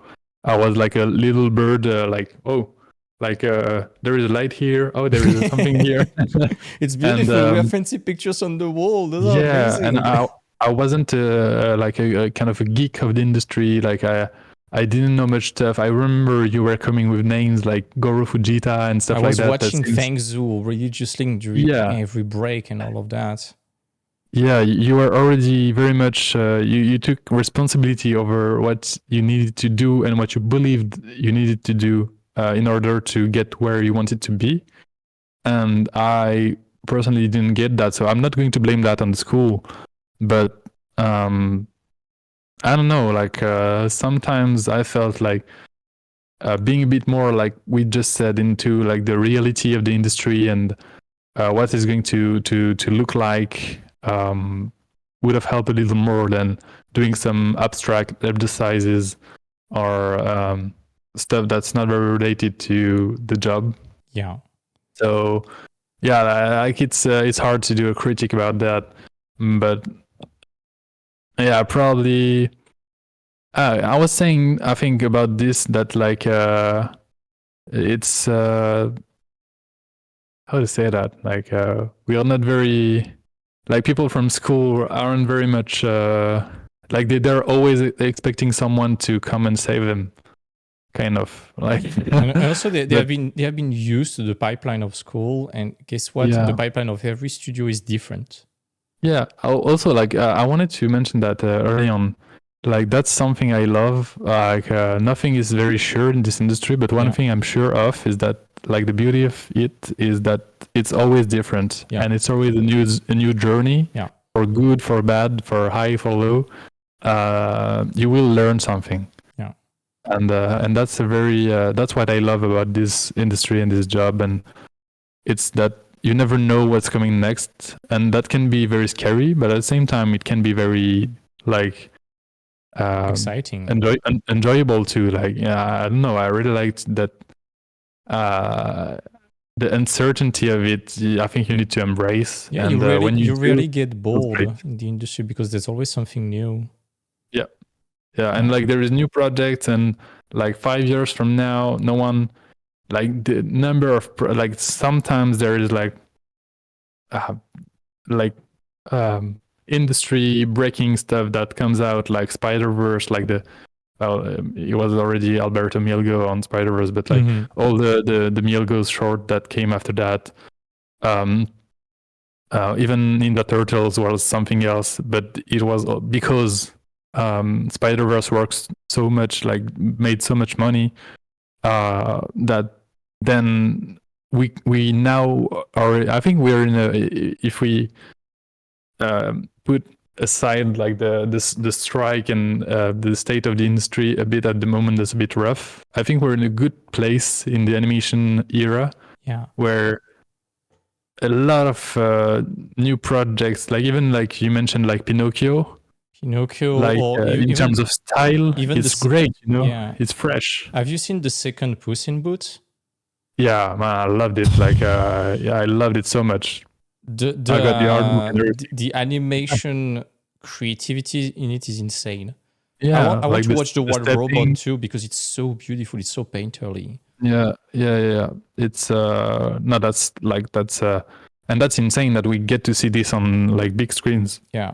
Nowadays, where for like 15 years we got the, and not to blame them because like they're fucking legends, but we got to get the CG look from Disney and Pixar. Yeah. All over again, and now like things are changing, and that's for the best. Like that's amazing. Like we're coming back to a little bit of 2D animation. I'm pretty sure 2D animation, even from Disney, is going to come back eventually. Yeah, I hope so. It would be great, like with all the knowledge and the tools we got and everything. Like it would be amazing. Like we could do something great.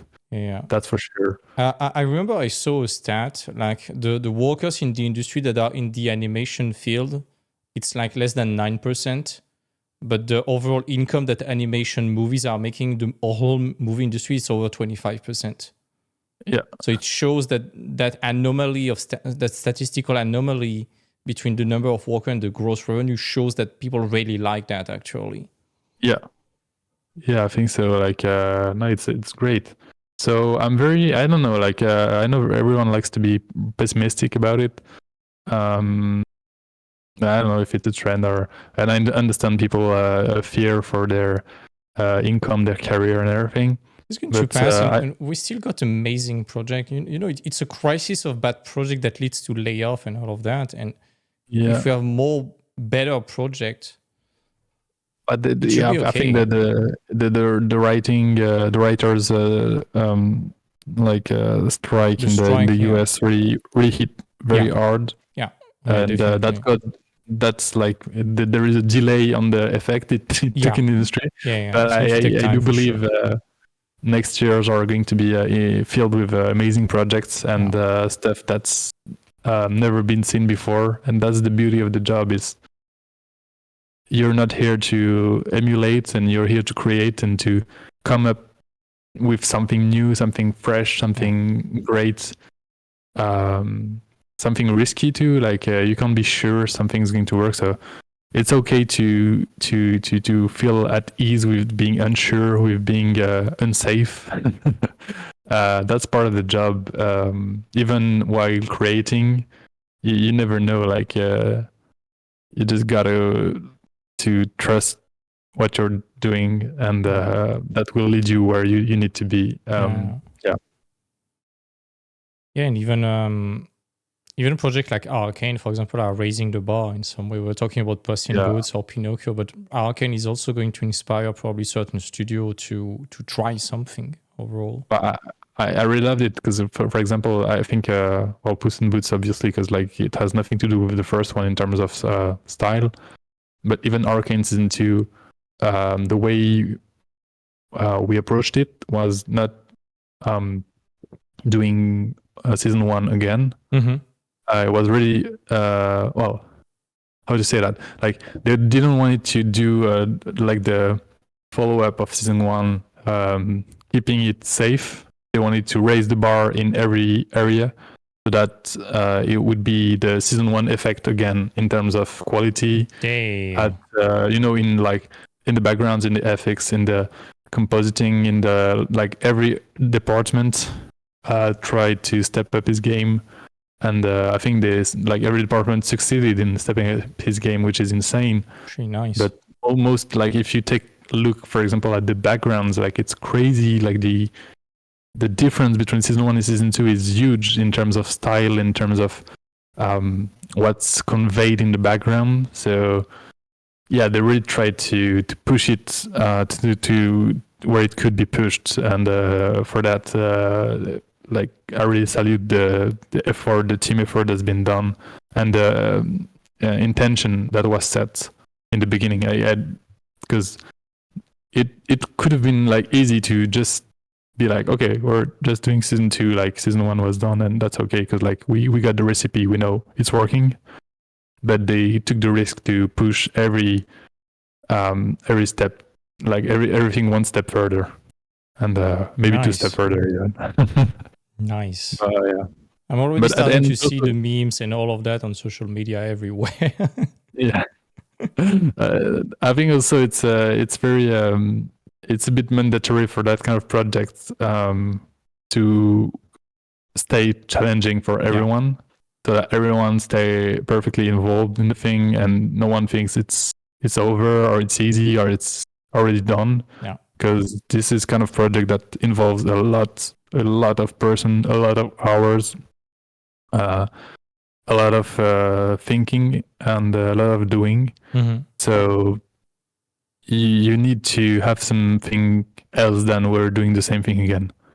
We need, I think it's mandatory to have that. We're going to crush it even more.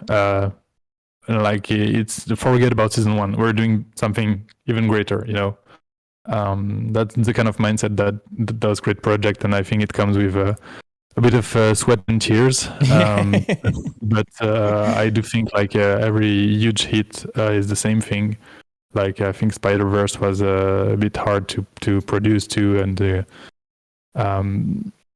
it's always there is so many things involved, people, money, time, pressure, deadlines.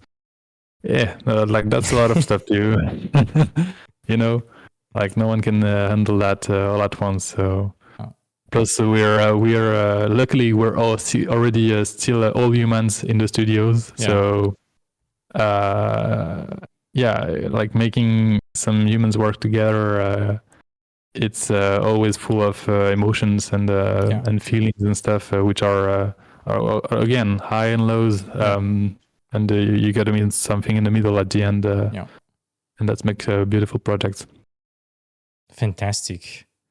Just one last thing before letting you go after that very long recording already. Yeah, I did. I just checked the time 10 minutes ago. I was like, whoa, damn. Yeah, 2 hours and 40 already. We discussed about social media last time, and especially how it impacted you, because for people who don't know, you went very viral almost overnight with certain posts. Yeah, that I did. So what happened, I think I remember I had maybe been posting for I don't know, since maybe 2017 on socials, but just very little stuff. Mm-hmm. And at the end of I think it was 3 years ago, I had maybe 1,900 followers. Mm-hmm. And then I started to, the moment I wanted to get back into the animation industry, I started to post a bit more and more frequently. So I set up a schedule of posting. I was okay, I'm gonna post something every 3 days, and I'm gonna interact with a lot of people, and try to play the game of social media and stuff to try to get attention from recruiters and people in the industry. And so what happened is that I did in January, was 2 years ago. I did Heavy Jan, which was a challenge organized by Heavy Poly on Instagram, which is Vaughan Lean, I think. I'm not sure I got his I name think it's right. Vaughan Lean, yeah. Yeah, and but I don't know about the pronunciation. And he's Sorry, a guy buddy. who, yeah, he's a very very nice guy. We talked a lot on at this time. Well, not a lot, but a bit. And so he still he developed this application called Heavy Paint, which is very nice if you want to give it a try. Amazing apps, yeah. Like it's been built to like be an app for painters. Like it's just like the first version of it was no undo, one layer. So that's really like okay, you get no digital escape. And I remember, I don't know if it's still there, but on the like second version, so when he added the undo and everything, he got one mode you could turn on, which was a hardcore mode, which was again no undo, one layer, and probably just like no eraser, just one round brush or something like that. Oh my god, I love it. Which is great because then you get to like being creative within some defined rules, which is always a very nice challenge. So yeah, I did a bit of the Heavy Jam, which was basically just painting every day for the whole month of January, doing some paintings on the app. And that led me to post some stuff. I think I did 3 or 4 posts on Heavy Jam. And I remember I went. I ended up being sick for a week at some point, and I was like, "Oh fuck, I'm not going to post anything." So I just reposted like a top 3 of like the 3 best painting I did at the time, and I got, in the end, I think it's more than 400k likes on the picture, and it got me like 20k followers in one post. And I think that helped me reach a lot of people because I got followed by Lowish, by big names in the industry. So that was nice. And so I had reached, with my strategy, I reached 10k followers by, I think it was in December. So in 2 months I got 10k with consistent posting, which is great. Actually, like I was very happy because it was just trusting the process. At first I posted stuff that did less than 100 likes, and I was like, oh, okay, it's going to be hard.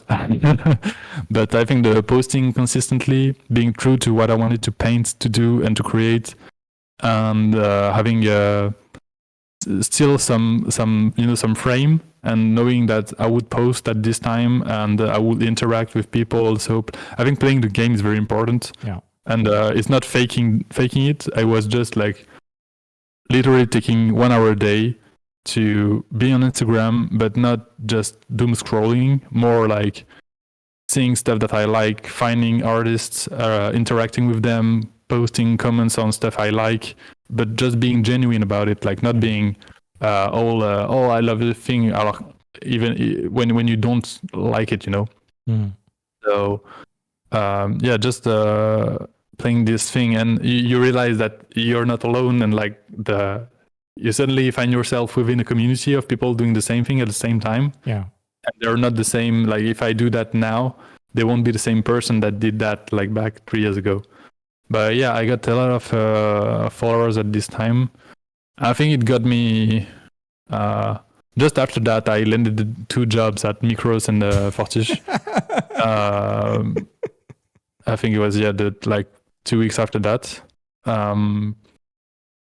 So yeah, that got me to think everything was related. I'm not sure it's true today, but still that got me some attention. So yeah, that was great, but it also led to an immensely huge pressure on the next post. Yeah. Like, what are you going to post after a 400k post, Because you're probably not going to make 500k on the next one. Yeah.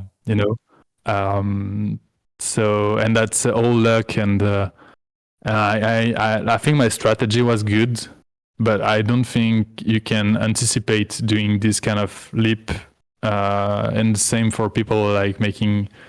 I know some people are taking like 300, 400, no, but like 30,000 or 40,000 followers on one reel or one post that goes viral. And I think in the end, there was like something like 8 or 9 million people that saw my post, like it reached this. And I believe he was in the front, like in the research page of a lot of people on Instagram.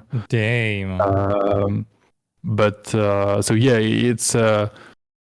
it's random, like because I already posted that image, like the first one that shows in like the post, because like there is 3 pictures. Mm-hmm. Like when I posted it alone, it did 56K, which is huge already. But like the 3 together did 400 and more. So I think the first one's got something to do with like eye catching, or like it's touching people, it's telling a story that people like. I don't know, but it's just you can't control that. At the time, I was also painting stuff, thinking that it will be seen on a phone, and that needed to be, crafted for the like being appealing to the eye on the first look. So it's a tricky game, because then you tend to do it all the time, and you don't want to do a large shot anymore, because like it's not going to show up very well on little screen. Mm-hmm. Today, I don't think I care anymore. But it's hurt me a lot in my creative process, because I was always thinking, okay, I'm gonna do something, but I'm afraid it's not going to work. It's not going to perform. It won't be in the same style. It's going to be different, and so yeah, that's a lot of questions our artists and social media face, and then you feel like you need to do the thing that worked. I think I told you that quite a lot of time, but. I'm gonna state it here because like that's one of my favorite take. When I realized it at first, it helped me overcome all this bullshit and understand it's all a game in the end, and that like the truth is not on Instagram. Like I know art directors that has got no following on no social media, and they are beasts. Like they're absolute monsters, super creative, super skilled, like amazing. It's not about socials. Like social is great. I mean, it's important nowadays. Like I don't think ignoring this is a very good idea. Especially if you're trying to land a job. But one thing is that when you create something, it can be anything. Like not even job related, but your amount, like the amount of love you get for this one thing you create is infinite. Like you can love it as much as you want, and there is nobody can tell you, oh, you should like this is good or this is bad. Like when you just finished creating something, you can love it as much as you want or hate it, but you're free to do so. When you get into social media, suddenly like there are numbers on what you created. Like there is feedback, but there is feedback from who? Like I'm not here to throw some like grenade or anything on a random people on Instagram, but it's not because like realistic eyes do hundreds of millions of views on YouTube and on Instagram, but the crying like, eyes with pencil, like the very detailed pupils and stuff. Like okay, cool, great, that's amazing, but it's not because it's doing 100 million views that this person is having a job in the animation industry or in the video game industry. This has nothing to do with that. And so if you believe that socials are like the scale you should judge your artworks on because it works, because it performs, because people like it, you're wrong. You're just fucking wrong. And it's hard because like the dopamine from that is huge. Yeah. And when you see something that you do perform on socials, like there is social validation from it, there is people telling you, wow, that's amazing.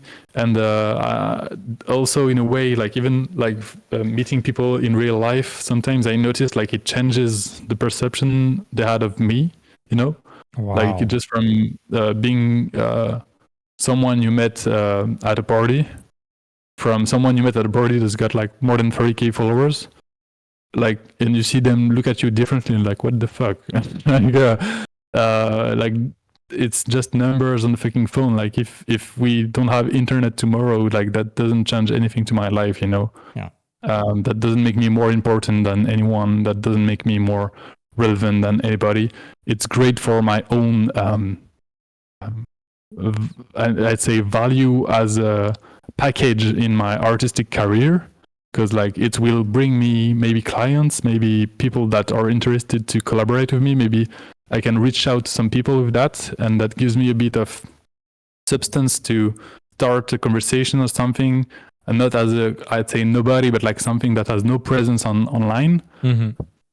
But that's it. Like at the end of the day, I just, like, when I sleep, I'm not on my phone, and like there is not 30,000 people around me telling me, "Oh, you did great today." Unfortunately.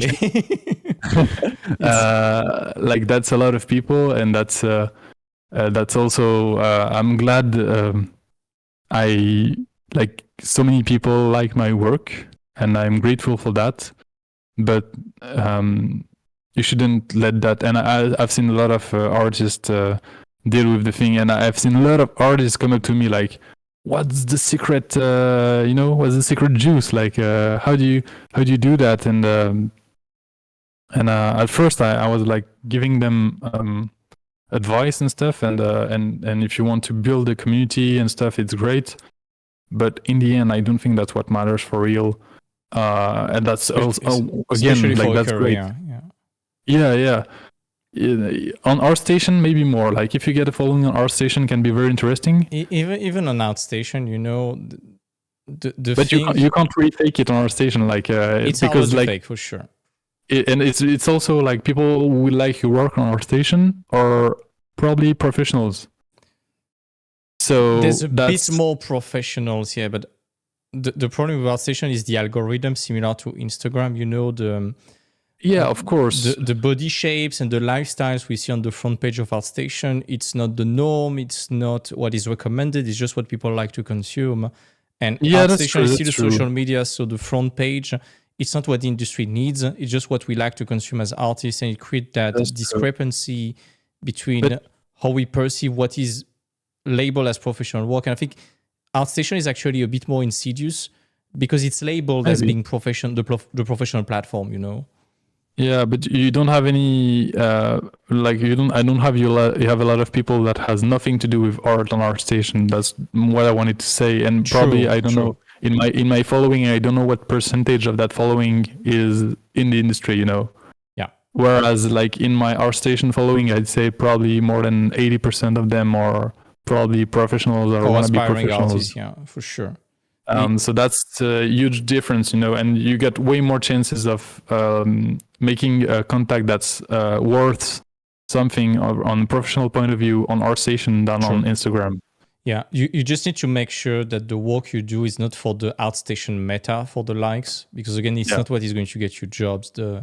In both Instagram or outstation, there are three types of people watching it. You have studios and recruiter, which are the smallest amount of your public.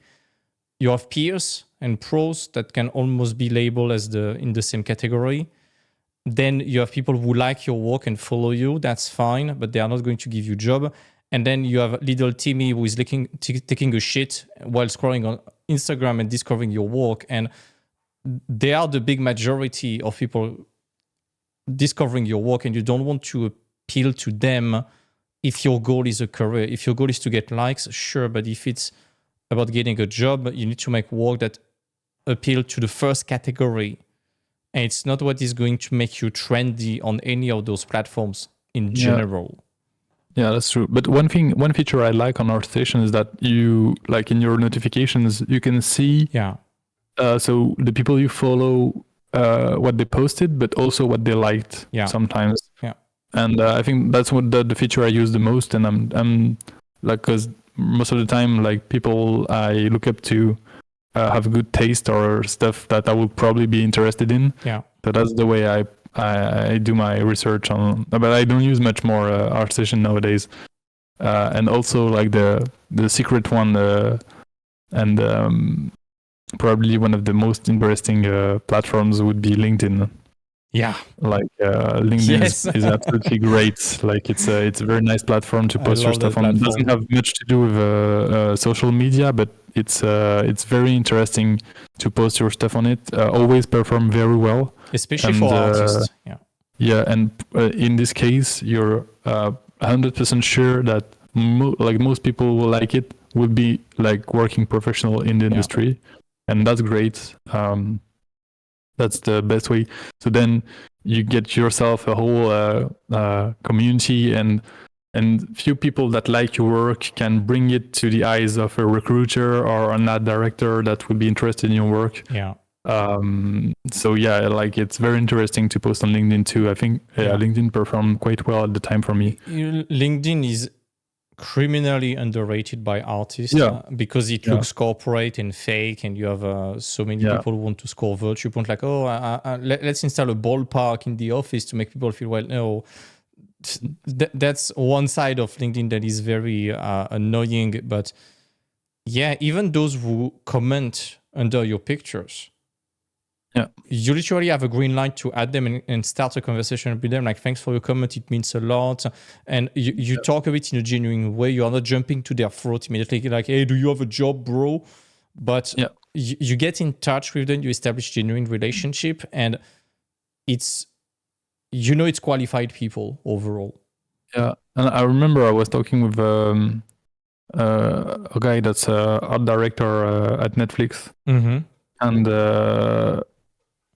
it's been kind of a mentor for me along the way, kind of not much so, but like I always send him a message when I needed some advice or anything, and I realized that he was like seeing the work I posted on LinkedIn all the time, even though he doesn't really interacted with it. He was like, yeah, I've seen what you did like this past few weeks. That looks good. Like, keep it up, And so I was like, okay, so if this guy sees it, like that means a whole lot of art directors can see my stuff. Yeah, that's what I realized the very hard way when going to Kind of Art 2 weeks ago. I told you about that, but it's literally when you play an RPG and you arrive in a room and all the monster aggroes you. That's exactly what happened to me when I went to the mixer for Kind of Art. Like, all the pros like, hey, it's Tim from the Art Nest, and I was like, how the fuck do you know me?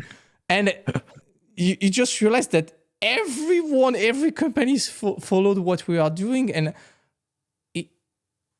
I had to shift immediately from being a kid in his pajamas, shit posting my way for LinkedIn and having a mentorship on the side, to realizing that, hey, I'm being followed and looked after by a lot of companies, and what we are doing is having an impact. And on LinkedIn, it's very insidious. It's just that you don't realize how many people watch your work actually. Yeah. Especially when you start posting very regularly. Because like the interactions are very, like when you start to get a lot of interaction, a lot of people will see your stuff but not interact with it. Yeah. But it will show up on a lot of front page, like homepage and stuff. A lot. Like the reach level is huge, and it will reach people that are relevant. Like that's what I mean compared to Instagram. Like, thanks for the likes and everything, for the comments, for the kind words. But at the end of the day, Instagram probably won't reach a lot of people that are relevant when it comes to like getting a job or getting contacts into the industry.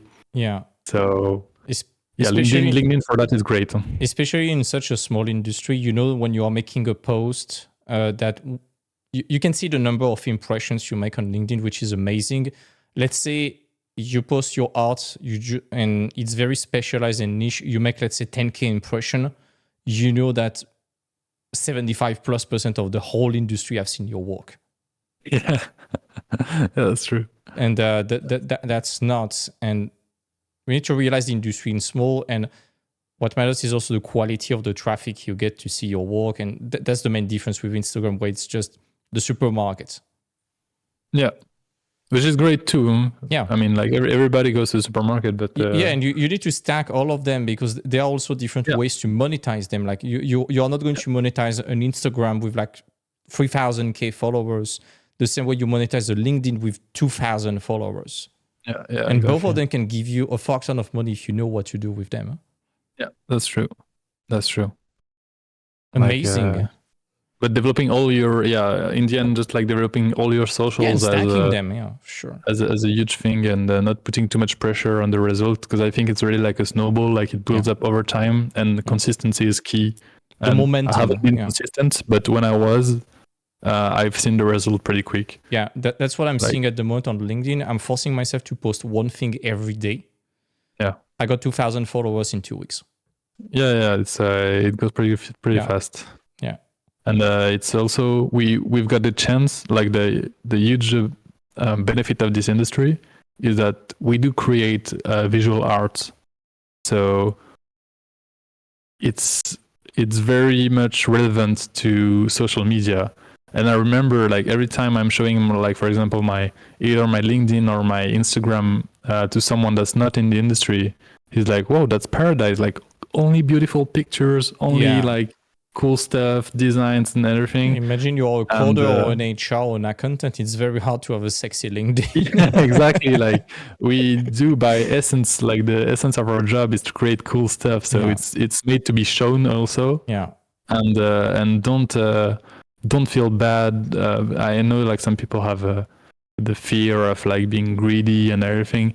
Don't feel bad for trying to develop your own brand and build that, like a side quest, but important quest of the job is to be there, and to, it's not mandatory, but I'd say it's very relevant to do so, and to like the best way to do it would be to have zero pressure about like posting stuff, but that's hard to achieve. But yeah, just being consistent is great, and like the results you get from it more often than not are very well worth it.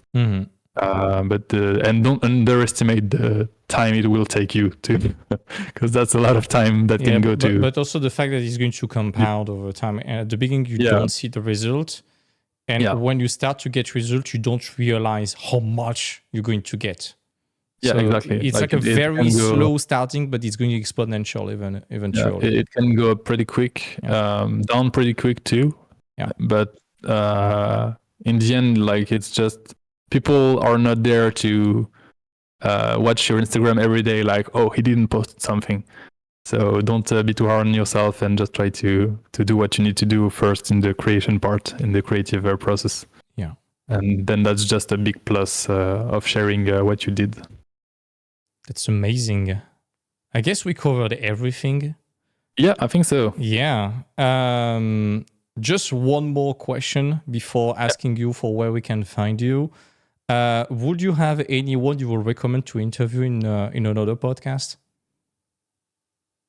Well, I'd say we talked about him earlier on, but like Basil would be great. Huh? Yeah, it would be great. I think Basil would be very nice. Like, yesterday we had a very, very nice chat about like this industry, and I think he's got a very special